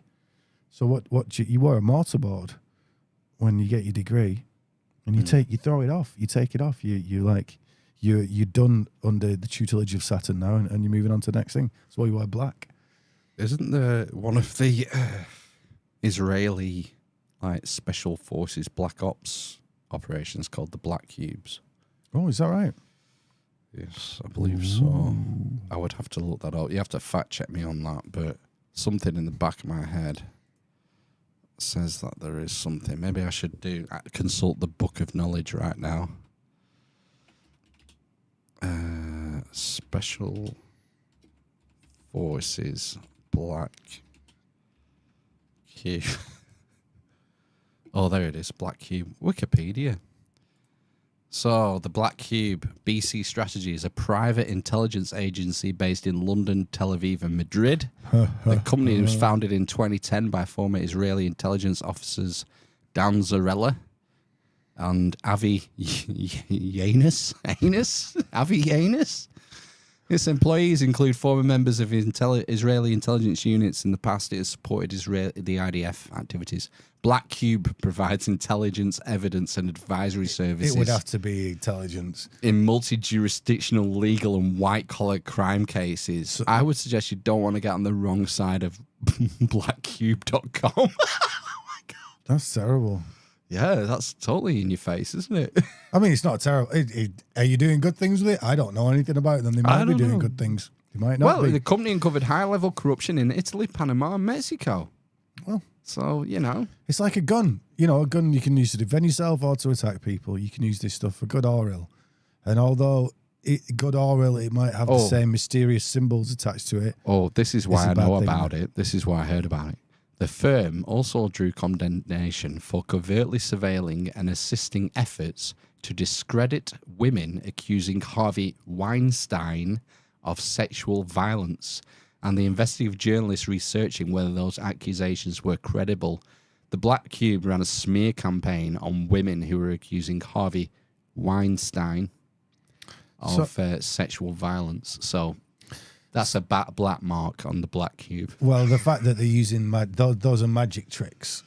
You know, those are under the best way to describe magic is by stage magicians. If they're using substitutions or misdirections, or there's a whole plethora of things, just repeating the same thing over and over again. It's part of a magic trick. You know, oh, this is a card. Remember this card that you've got? This is, and it's not a card. It'll be like a really thin sheet of plastic or something that can get crushed up and hidden. You know, it's not really a card. They'll keep saying it until you believe it is. These tactics are magic. The intelligence community, famously at its inception, was hiring magicians and whatnot. Ian Fleming, the author of James Bond, who was in the intelligence community, his books are all occulted. All those early James Bond books, you start reading stuff, and like Dr. No, there's a dragon, a fire-breathing dragon that goes around the island, and Goldeneye, and the what's the one where he's in New York and it's Roger Moore? Live and Let Die. That's all tarot, and these things do actually have occult. They're pretty piss poor occult messages in there, but there are things in there. Really, I've never read any of the Bond books. Yeah, they're not great. Oh, I read them as a young man, but because I'd done that when I came into these concepts when I was older, I was like, all right, that was in James Bond. They're not used very efficiently or effectively, or they're more like name drops. Well, his little villa in Jamaica was called Goldeneye. That's where they got that from. Right. And famously had loads of Kama Sutra on the walls and pictures of dragons and alchemical images and stuff. Right? Yeah. Oh, gosh, I never knew out about him. Yeah. Anticoviat says, thanks for saying plethora, Ryan. It means a lot. Hey! Plethora. Ogden's got it. The Three Amigos. I have a whole plethora. Excellent. I didn't know that one. I was going to say I have a whole cornucopia of such words. That was part of my kids' education. I set them down and made them watch the Three Amigos posted there over my left shoulder. I watched it at about 12 years old, rented from the video shop, and I hated it. You hated it? Oh my gosh! I don't think wasn't funny. I like the Dantian. We had the Three Amigos. But I don't think we can be friends anymore, Ryan. I think you've ruined it. Can I save our relationship with the word Ghostbusters? Yes, obviously. Yeah. Have you seen the latest one? I've not seen the new ones. Yeah, I have. Yeah. Meh. Very meh. Very mid. Just don't bother.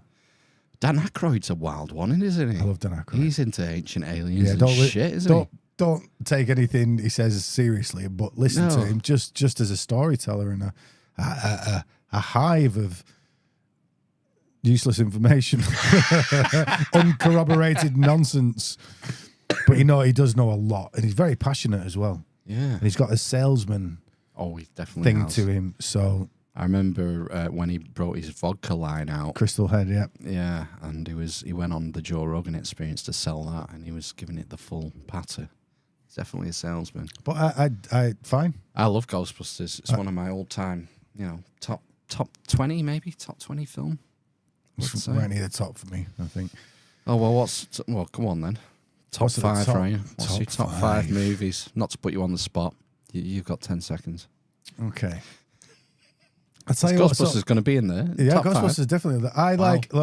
I studied film at university and excuse me, and I do such things now.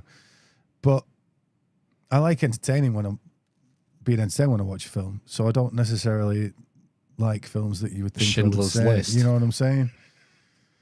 Pie. Oh, do you not like Pie, Ryan? No, I've not actually seen it. Butter pie, I like. Butter Pie, Steak and Kidney, the sequel. I love Flash Gordon. Oh, great shout! Just because it's camp and stupid and loads of fun. Yeah, That's Bond- occulted as well. A Bond connection there as well. Is that- TD, Timothy Dalton. Oh, yeah, of in course. Yeah. Freeze, you bloody bastards. Yeah, great. And that young lady in there, I forgot her real name. The Ming's daughter. Yeah. Yeah, she's incredible, isn't she? What's her name? I do not. It's normally in She's my like head. Italian or something, isn't she? She's got a funny voice, funny Yeah, accent. she's Italian. I think there's some Polish thing going on there as well, but she's, Right. yes. It's because I was a young kid when I first watched it, and it was like she was so overtly sexual, and there's some weird incest stuff going on in there as If well. you like her, I'm pretty sure. Multifaceted? Her surname's Multi or something similar. I'm pretty sure she's in a Sylvester Stallone film called Oscar.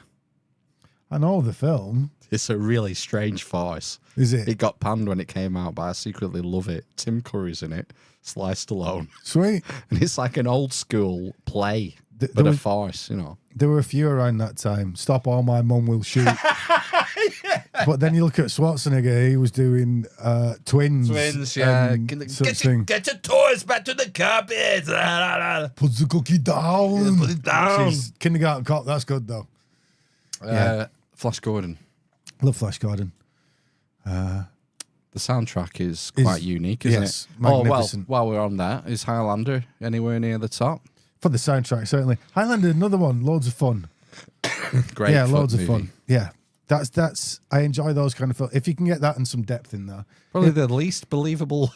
Who in the right mind cast a French Canadian to play a Scotsman and a Scotsman to play a Spaniard? Egyptian. He's supposed to be Egyptian. Ramses. Is that what his name? No, what's his name? Ramirez. That's right. But he was supposed to be Egyptian. Right.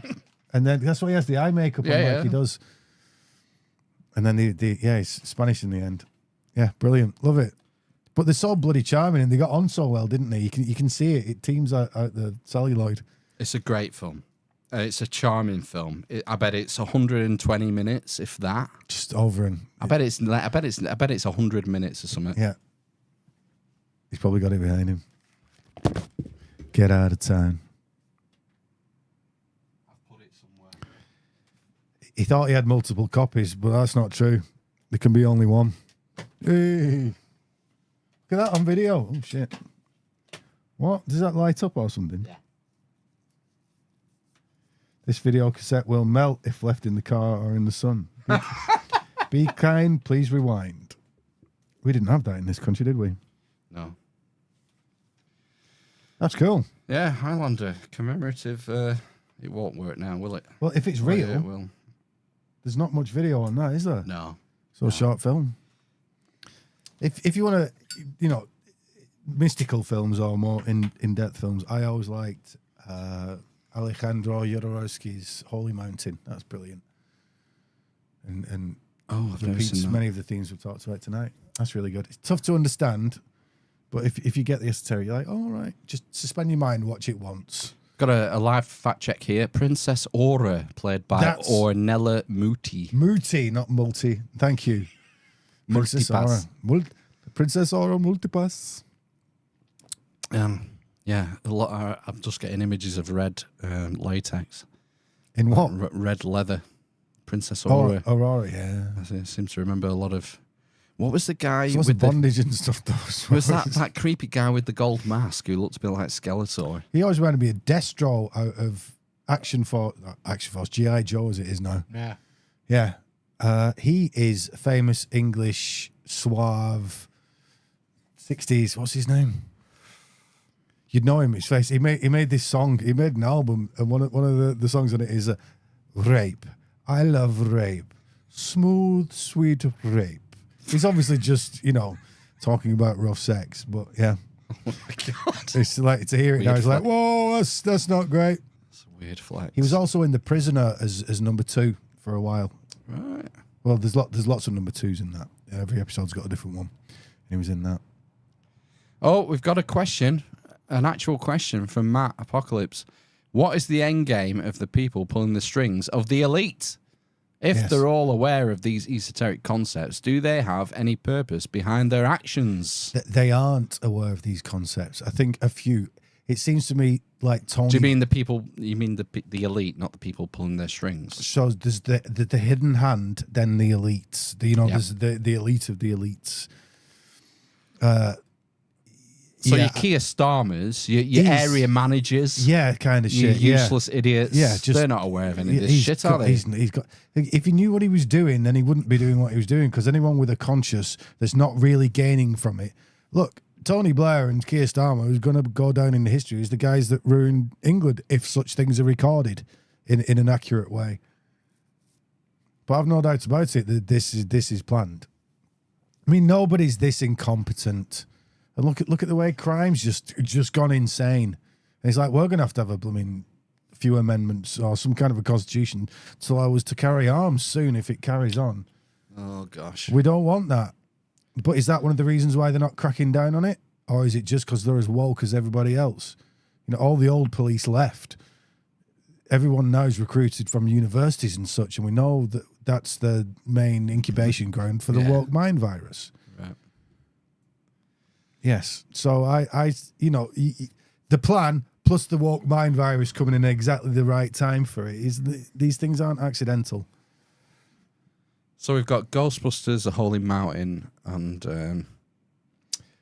if we keep it a little Flash esoteric. Gordon. Flash Gordon, I love Flash Gordon. Gordon's alive. I wanted to make a band up called Gordon's Alive. There is a band called Hawkmen Dive. Oh, wow. And I think, as I remember, it's spelt with lots of I's. Hawkmen Dive! That's great. It's just fun, isn't it? And lots of subtext in there. It's great. And the gorgeous, garish, gay scenery, and I love the ink in the water for the space, and those great textures. Do you know what used to freak me out on that film? When Timothy Dalton and Flash Gordon have to put their arm into the thing, the scorpion stings him on the wrist. The first guy that gets stung is Peter Duncan, who used to do Blue Peter when we were kids. Right. He was a Blue Peter presenter. So watching that was double weird. Wow. He was like the red shirt from Star Trek. Basically, the sacrificial lamb. Well, he's how you knew the rules. Yeah. End it now. Spare me the madness. Oh, yes, he gets stabbed. Yeah, he has to be put out of his misery, doesn't he? Because they didn't have the Theriac. They didn't have the antidote. Yeah. You don't want that. Comes through people. Oh, Goonies. We've got a shout at Goonies. Yeah, you guys. Yeah. Goonies was great. All these fun adventure. Goonies is a pedo film. Oh, you ruined it. Oh, no. I'll never watch it the same again. Yeah, Spielberg's had a few classics. I'll tell you, another film I educated my kids with recently was the first Jurassic Park film. Oh, great film. Still a good film. Really, really well constructed film. Tight script. Love it. And the 3D held up pretty much. No fat on it. Yeah, the CGI is used sparingly, but in the wide shots, it looks fine. Yeah. Some of the close-up stuff's a bit wonky these days, but a lot of those close-up, they were clever enough to use actual animatronics. Yeah, I mean, there's one where I say it's close-up. It's a brachiosaur. Yeah, that's the one I was thinking of. Early that's scene. Just it's good just, enough. Yeah, just though it's very smooth looking, and the texture looks too low resolution. What can you do? There's a scene where Mate, that was 1991. It's amazing. Was it 91? Yeah. Was it not 93? I mean, you might be right. I'm pretty sure it's 91. My gran took me to the cinema to watch Jurassic Park, and there's a scene where Sam Neill and the two kids are being run over by a flock of Gallimimus, an ostrich-looking dinosaur, and there's dozens and dozens of them like running in formation and jumping over him, and my grandma just turned to me and goes, "It's amazing for them, isn't it? How they trained them to do that." Hey, yep, train them with coordinates. Yeah. No, it's cool though that somebody, that the magic was there for her. I'd like to read the book. I think the book might be good. Yeah, I've never read the book. I don't think I've read any of his books. I haven't. No. Yeah. Yeah. I think he was quite prophetic in some of his writings. Certainly. All the good sci-fi from what I've writers heard. are, I though. think he did one about viruses, which might be interesting. Yes, I heard about that as the pandemic kicked off, but I didn't. They were saying that it was something of a... There was lots of repeating motifs. Yeah. Another film that popped into my head that I like, I mean, The Matrix was foundational in what became Ryan. How old were we when that came? You're a bit younger than me, aren't you? I think it was like 19. College, I think. Yeah. 99? Yeah, then I was 19. And I watched it in the cinema, and my best buddy fell asleep watching it and woke up during the end. I'm like, have you fallen asleep through this? It was amazing.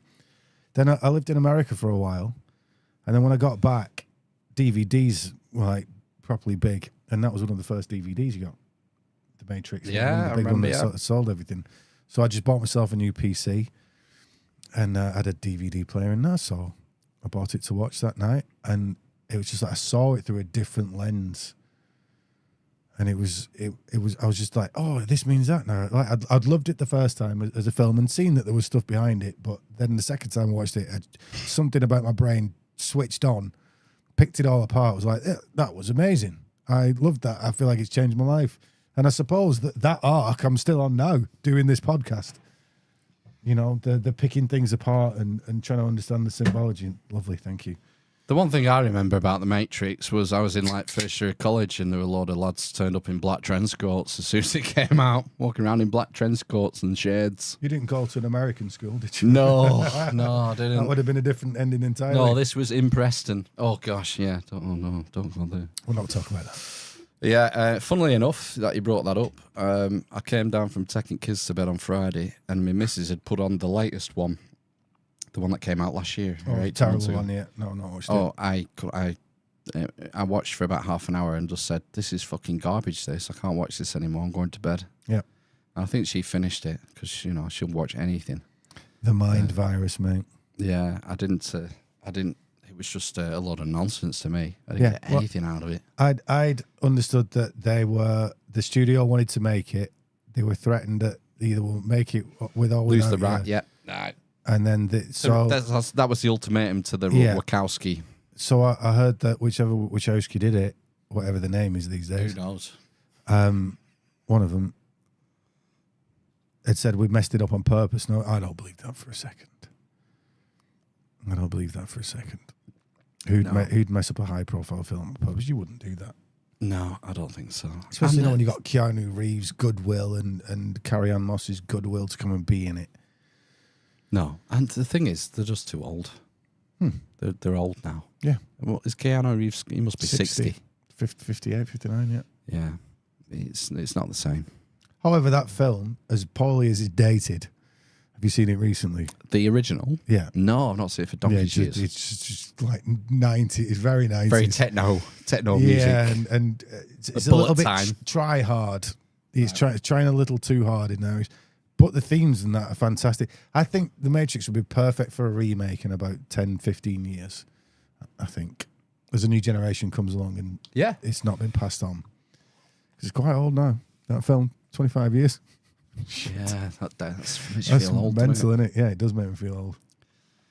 Yeah. Dark City is another one. That came out. Alex Proyas just before that. Have you seen Dark City? No, never heard of it. The connection to Flash Gordon in the... What's he called? That did Crystal Maze. Richard O'Brien. Who's also in Flash Gordon. He's one of the green guys. He's the top villain in Dark City. Right. He's one of the strangers. Dark City follows the themes of Matrix, but is made before the Matrix and is like noirish. So it starts off, you've got this guy who's lost all his memories, wakes up in a bath, and there's evidence of a murder around him. And he doesn't know his identity, and he's just got to walk around the city to find himself. But every night, every so many hours, because there is no day there, every so many hours, everyone falls asleep, and he can't rouse them. And then the city changes around him. And you might see a building might change, an entire street plan might change, but you see the people inside, they might start off as paupers, and by the time the morning comes, the rich elites, and there's these like shadowy figures that go in there and rearrange the cutlery and make sure everything's right. And these are the strangers, and they hold a secret power that he's got to find out by the end of the film. And he's, although he's accused of being a murderer, that, you know, what he actually found when he got out of the bath upon reviving was a prostitute, and she's got a map. He doesn't realize it's a map, but he's got a map of she got a map of this city carved into her. It's a really good film. It's not as dark as, it's very dark. It's called Dark City, but it's not like psychologically dark. It's quite comic book. I would recommend watching it. Right, Dark City. I highly recommend watching it. It must be available somewhere on streaming. Yeah, surely. Who's the director? Alex Proyas. Right. The best thing you can realize about this Matrix is you made it just as learning and get on with it. Like Blade Runner, there's another one. Would that be up there for you? Yeah. As more of a, there's a luxury to it. It's very indulgent. Yeah. With the set, not set design, but the world building, Everything. I guess, the visuals. Yeah. And it's the same things that I like in Flash Gordon, just not so garish this time. It's so escapist, isn't it? Yeah. You're thrust into another reality. Yeah, absolutely. And the plot, nobody really cares about the plot in that film. You're just kind of sitting down and going along with this dream. It's very slow. Yeah. Like 2001. Yeah. Oh, it's 2001. It's immersive. Yeah, it's not for everyone. Some people hate it. Some people hate Blade Runner. I've never met a lady that can get through it. Really? Yeah. That's sexist. It's not. Ladies in the chat, there must be some of you. Let us know if you've made it through Blade Runner. Not the new one with the hunky McHunk face in it. What's it called? Harrison Ford's. No, he's not hunky though, is he? He is, but not in Blade He's Runner. a dreamboat though, isn't he? Ryan Gosling is a dreamboat man, isn't he? I was saying Harrison Ford's not hunky. Ryan Gosling's quite hunky. You know, if I was gay, I would say Harrison Ford in Temple of Doom over Ryan McGosling. Yeah, definitely. Definitely. Soz, but you know. Yeah, Temple of Doom. Kalima. I like that one. I like them all. But as a film goes, the better films, Raiders. Of course it is, but Temple of Doom is monkey brains. Yeah. Chilled monkey brains. Chilled monkey brain, delicious. It's so stupid, it's great. I love it. Yeah. I love the scene where towards the end where they're on the rope bridge and he has his machete up above his head and he's holding the stones but then there's real stunts around it, you know what I mean? They were really out on that bridge. It was really quite high up. I love and then there's the practical effects in there of them all falling out, and the dummies themselves move around if you see it. Oh, you recognise him? Yeah, he's actually the bad guy from the first film. He's a Nazi in the airport. Yeah. Who he has a boxing match with. Pat Roach, he's called. He was a wrestler. And a stuntman. He was also in Auf Wiedersehen, Pet. He was a brickie. Yeah, he was. He's the big dude, isn't he? And he was in all the Indiana Jones films up until, I think, the last one. Oh. I think he's no longer with us, Pat Roach. But yeah, he was in Last Crusade as well. I totally can see him in Auf Wiedersehen, Pet. Yeah. Didn't know that. That's great. I never get all my film paraphernalia out. There's Indy. Bit of a knockoff, but you know, he's there with his whip and his pistol out. That just looks messy, Indy. Come on. Oh, he's only got half a sleeve though as well. Yeah, this is proper Temple of Doom, Indy, isn't it? It's Temple of Doom, Indy. Yeah, it came with this guy. You can't see. Can't they? I do have toys. I do have. What's he called? Kalimal. Oh, Kalima, Shakti-de. Molaram. I do have Molaram knocking about somewhere. I wanted a figure of the Prime Minister with his glasses on. The worst figure you could get. The Indian Prime Minister. The Indian Prime Minister, yeah. Hindustan. Who also played Dalsim in the Jean-Claude Van Damme Street Fighter movie. Oh, you're putting it all together for me tonight. Troopers, I just received new orders. Our superiors say the war is cancelled. Why are you in... that wasn't French, though. That was like... What's it called? It was like Amsterdam, that. Yeah, Jean-Claude Van Damme. He's from Brussels. Yeah, it's close enough. He's French. I'm very French. Why do you think I have this outrageous French accent? Jean-Claude, he's from Belgium. I am Belge. You did a really good Amsterdam, like Holland accent then. Like really good. It was almost... what was that Harry Enfield one? Hello, my name is Ronald, and I am pleased to say this is my lover. And they were groovy cops. God, I don't remember this. Yes. My name is Stefan van Andersgracht of the Amsterdam Police, and here is my partner, and I'm also very pleased to say my lover, Ronald. Say hello, Ronald. Hello. Kalima. Yeah, I think Raiders would be in the top 10 for me. Raiders of the Lost Ark. Again, these are all slightly occulted films, all of them. Ark of the Covenant, man. Yeah. Don't get more occulted than that. But they're all fun. Yeah. They're all fun. Was that Spielberg again? Yeah. Or was it Lucas? Yeah, it was Spielberg, right? Bit of both. Lucas was the main occulty freak, though. They did a deal, didn't they? What did they swap, Lucas and Spielberg? Was it Star Wars? They did a deal with Star Wars and Indy where for merch, and so Lucas gave away a chunk of Star Wars merchandise profits. Yeah. In exchange for Indiana Jones or something. I can't remember. Well, it's so I forgot what it is, but like you diverge, you diversify your portfolio. I think that was the idea. Like betting on each other's stuff. I'll tell you what, you know, probably a bit basic bitch of me, but I think Jaws would probably be in a top 20 films for me, maybe. I think top 20 films. Yeah. But not for me. I love the scene where Quint retells the sinking of the US Indianapolis and the sharks in the water. Yeah. Fantastic scene. And, they really didn't get on during filming. No. He was a right pain in the ass, apparently. Yeah. Drunk and all Proper sorts. Drunk, yeah. But what an actor. You can see it there on the screen. There's a trepidation. The tension, yeah.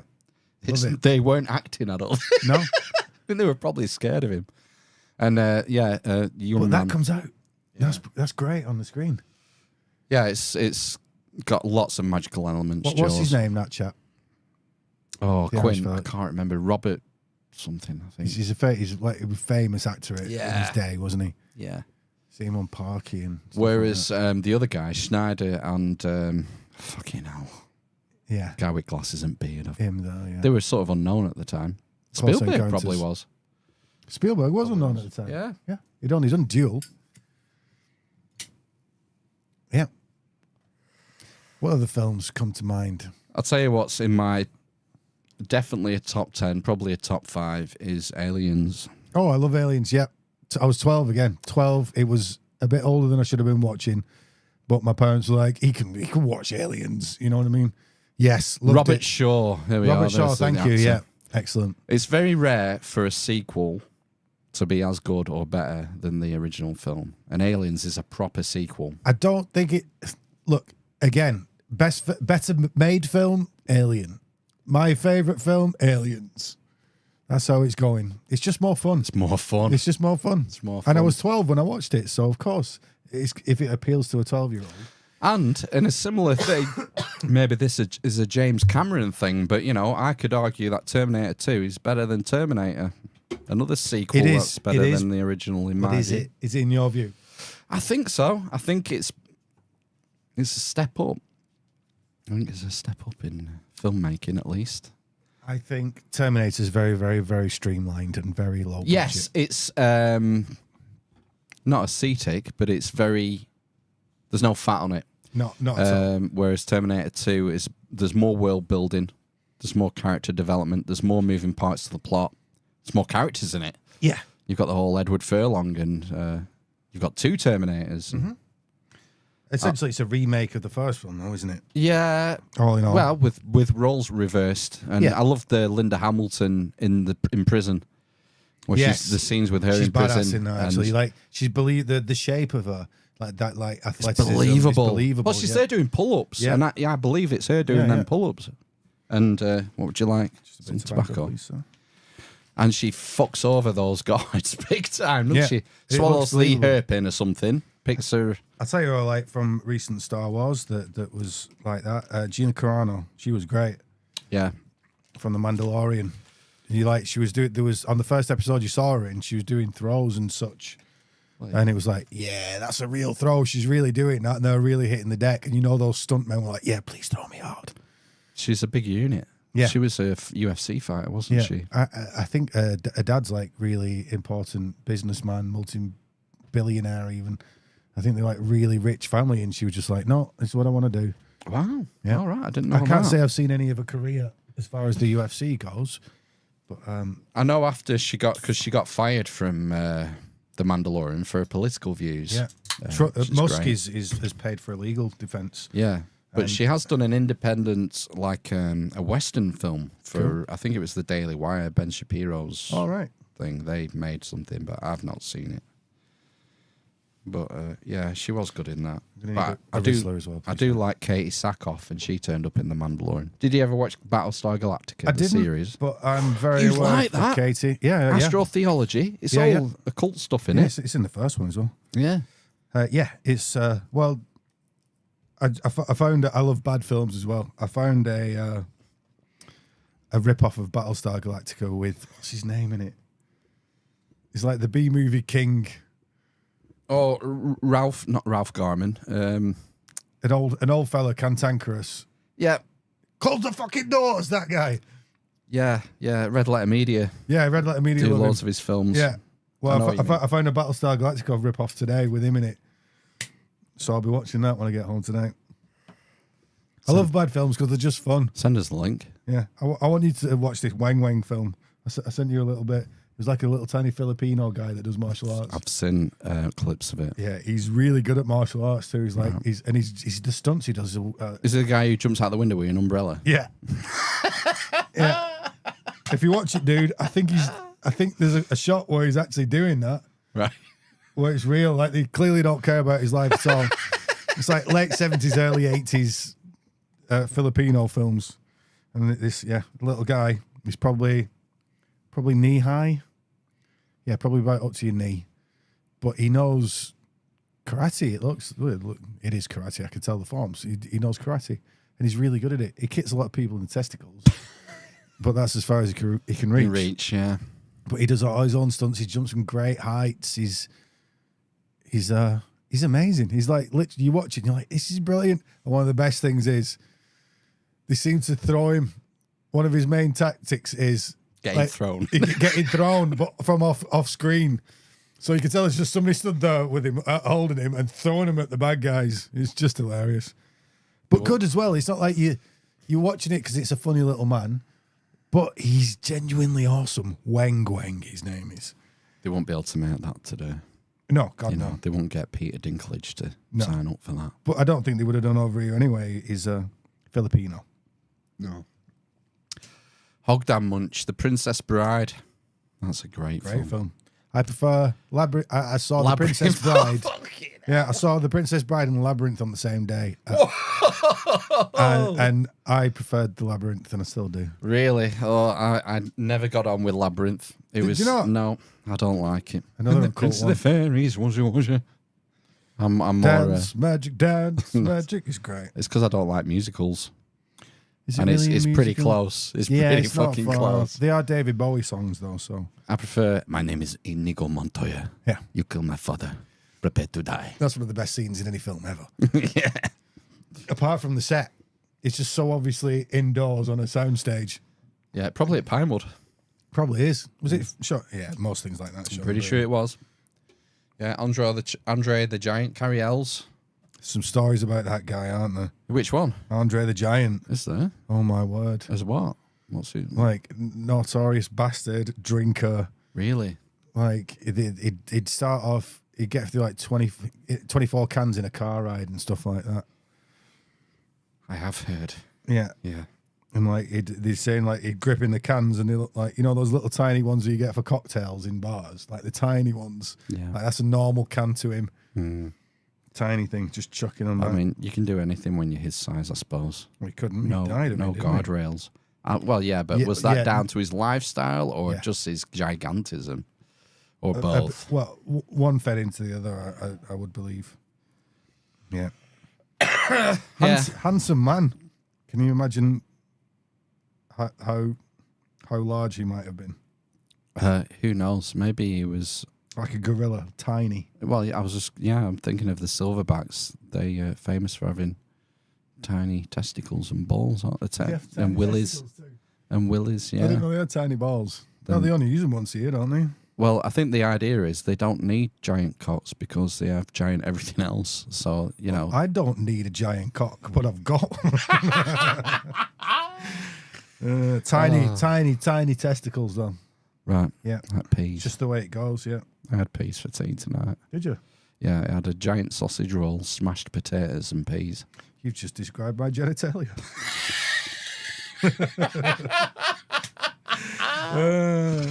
Oh, dear. Well, with no more questions coming in, I think we should sign off for tonight. It's nearly midnight. Is it? Yeah, it's that clock's slow. What time is it? I don't know where my phone is. It's 11:52. There's still 40 people hanging around. I think they've all fallen asleep with their phones on. Pretty cool, though. Yeah. But I think we should wrap up. Do you concur? I don't give a damn, mate. The last time I was drinking and streaming like this, it didn't finish till after 5 in the morning. I saw it, mate. I came and said hello to you. I wouldn't remember. Did you not remember? Do you not? Don't remember much. I was very drunk. I came on, and then this guy started talking about who had fought in an imaginary tale. So, Who'd he fought? I don't know, somebody he made up. So he just sounded like he was making stuff up to me. Oh, I like that. Audrey the Giant. Audrey the Giant. There's another good film. Little Shop of Horrors. It's not. Feed me, Seymour. Well, I It's don't called know. Audrey. It's called Audrey too. The plant. I like Steve Martin in it. He's good. I like Bill Murray in it in the dentist's office, where he's clearly sadomasochistic, loving that dentistry work with Steve Martin. Do you know that the original of that was shot in a weekend? Was it? Was it? Yeah, there was a bet. There was 2 films came out of it. One was Little Shop of Horrors, and somebody else made another one. I seem to remember RLM talking about this on a review or something. Yeah. So it was a Roger Corman film. Roger Corman famously makes cheap. Corman, cheap films, he's the director who's a master of B movies. Roger Corman ships them out cheap and fast. Yeah. We should have a B movie night and stream it on here. Do a commentary. Pick a crap film, maybe like an out of production film and an out of copyright film. Yeah, we should do that. Full of good ideas, aren't we? Never got through with it though. No, it never happens. No. Life's busy, man. So many plates in the air. Have you put it out there that you want to do a? No. Have you not? No. Is it stum? Yeah. Why? Yes, I'm scared. Yeah. I'm scared. You know, I'm not a case of what's the Wayne's World thing, Field of Dreams thing. Book it and they will come or something. If you build it, they will. If you build it, they will come. Yeah, I'm not that optimistic, and it would require lots of planning and legal stuff and all sorts. So, yeah. But if you don't do it, you won't do it. Yeah, that's very prophetic. Oh, Danny G's in the chat. What up, Daddy G? Oh, Willie G. Not Willie G, Danny G. Chungus never seems so sus. So sus. He vents to electrical. Do you ever seen Cameo online? Yeah, he does the bits for Cameo. Yeah, I think Big Chungus. 16 grand a month he's getting. Is he? From Cameo, yeah. Wow. 90 quid a pop. What business is he in? He's clearly got a couple of side things. Fuckwittery. He's a bit of a. He looks like a tortoise that's lost its shell. He's not really in business anymore. He gets 100 grand a month from GB News. Oh yeah, he probably does quite well there, doesn't he? Yeah, and he gets 16 odd grand from Cameo. And then he does some public engagements, speaking engagements. The man's not perfect, but I like him. He's a good Mithridatic antidote to what's going on right now. Matt Apocalypse. Phil, you organising contact in the north? Butter pies for catering. Oh, we've been busted. And black peas. Black-eyed peas or parched peas? Parched peas, you call them around here. Yeah. What do you call them? Black peas? It's called black peas everywhere else. Right. Oh shit. Although it's just a northern thing. The rest of the north has black peas at Halloween, bonfire night, and you have them all year round around here. Right. And call them parched peas. Right. Fair enough. I don't have them, to be fair. Oh, I like them. But there's a van, the parched peas van, that's famous that you're meant to go to. Well, that baked potato van's doing well as well, isn't it? Is it? Yeah, they're all over the viral. You don't see the lines for that baked potato van? I've seen it at Deepdale, yeah, at the ground. Mate, they're bad enough in the town centre. It's like 40-minute queue. They must be bloody good potatoes, mustn't they? They just went viral, mate. You know, I think a potato's a potato. It's pretty basic, isn't it? I find How good can it English be? people's palate shocking, personally. I cook a lot. Yeah. I'm surrounded by cooks as well. So I eat good food most of the time. Cooks. Chef or types. kooks. I told you, mate, I lived in London for like 13 years. I'm a bit of a southern fairy. I'm not. I don't speak like I'm from Bolton. What's your favourite thing to cook? As in enjoyment of cooking it. No, like the comfort food, the favourite thing that you make to we've eat. got a thing in my household for we have chicken wing night. Oh, yeah. Yeah. So you get your brining process perfect and then everything's good from there. But keep it plain. I don't put anything on them apart from what I've brined it with. Like whatever herbs and spices I feel like. But it's all in the brining, and then if you leave it long enough in buttermilk, 8 hours, any more than that, it doesn't work as well. About 8 hours, you take it out, and it kind of makes its own coating. Something magical happens.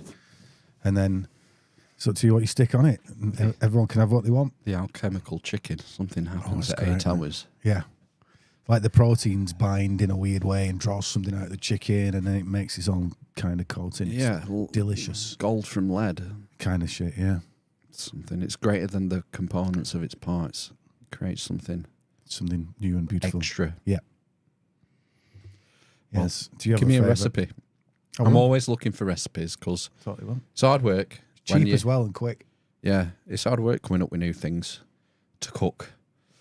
So, and my kids aren't very adventurous. I have Well- to sort of tease them. I tease find out. the English palate to be a child's palate. Yeah. It's weird. Everyone takes the piss out of us for it. And I always thought, because of the people I had grown up around, I just thought, what you want about? We eat loads of exotic foods and unusual things. And I'll tell you what is good about England. We appreciate the ingredient itself. And then we try and do the best thing we can with that. That's cool. I like that about English cooking. Not the real stuff isn't very processed. English dinner, for example, you know, it's what can we do best with the cabbage? What can we do best with the roast? Just leave it. But then I saw everybody else's palate, and they're all eating like Bernard Matthews dinosaur shapes. And, you know what I mean? Like do most of the shopping at Iceland. I realise there's a budget thing going on there sometimes, Yeah. especially if you've got kids and stuff. But flipping heck, you shouldn't be eating the same meals as them. Holy shit, LeVar Burton is on Cameo now. You get a video by Geordie LaForge. The more you know. He used to do Reading Rainbow in the States, which was a bit like Jack and Ori, but a bit more educational. Yeah. We had Rick Mail. There he is up there, just underneath Genghis Khan. Oh, I didn't genuflect as I walked in. Yeah, Rick Mail. I've been accused of seen that looking film? like Rick Mail. Have you seen that film he did, the conspiracy film? No? Oh, it was an indie film he did not long before he died. Right. Small cast, you know. It's talking about 9/11 and stuff. Oh, cool. Is he good? Yeah, I'll send you a link. It's probably on YouTube. What's it called? Anyone know in the chat what that Rick Mail conspiracy film's called? I'm sure you could find that easily enough. Yeah, you won't get many hits from that, I guess. Yeah.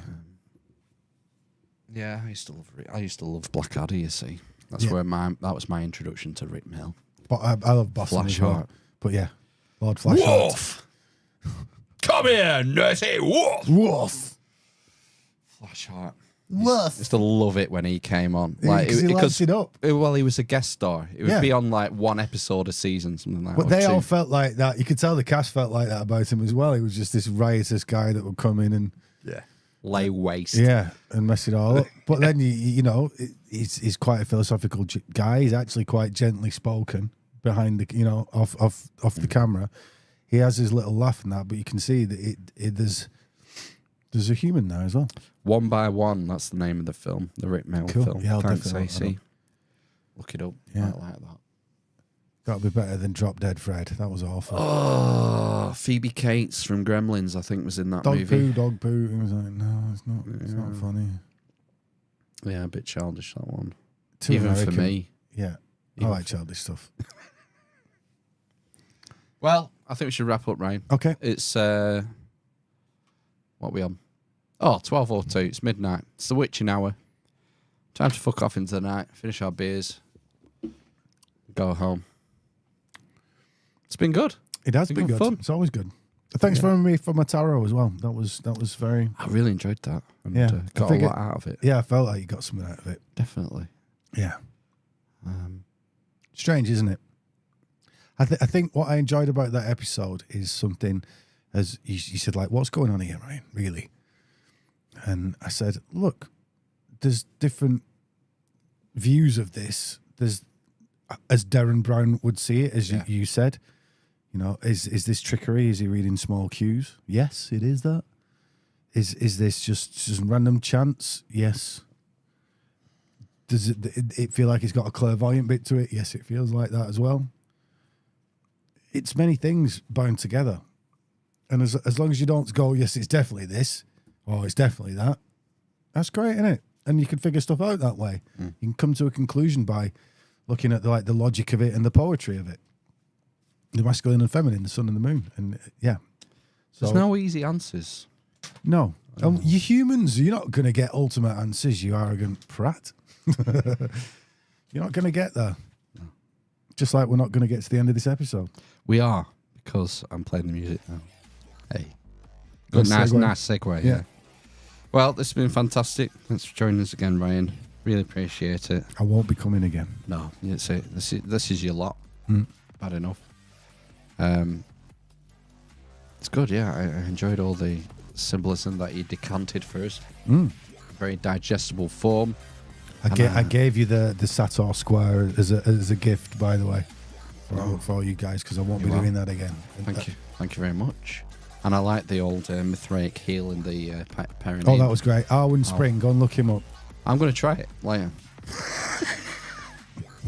Right. Doing the Baphomet. Yeah. All that. That's walking like an Egyptian. Started dance moves.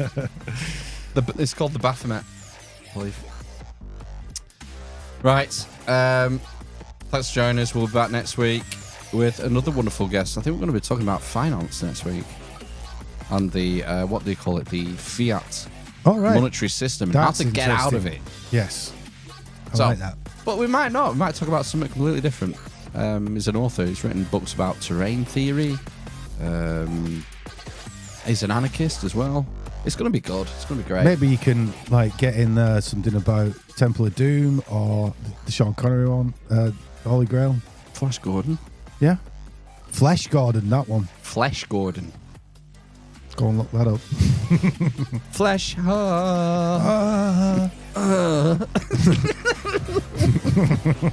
Right. Let's join us. See you later. Ta-ra! Bye.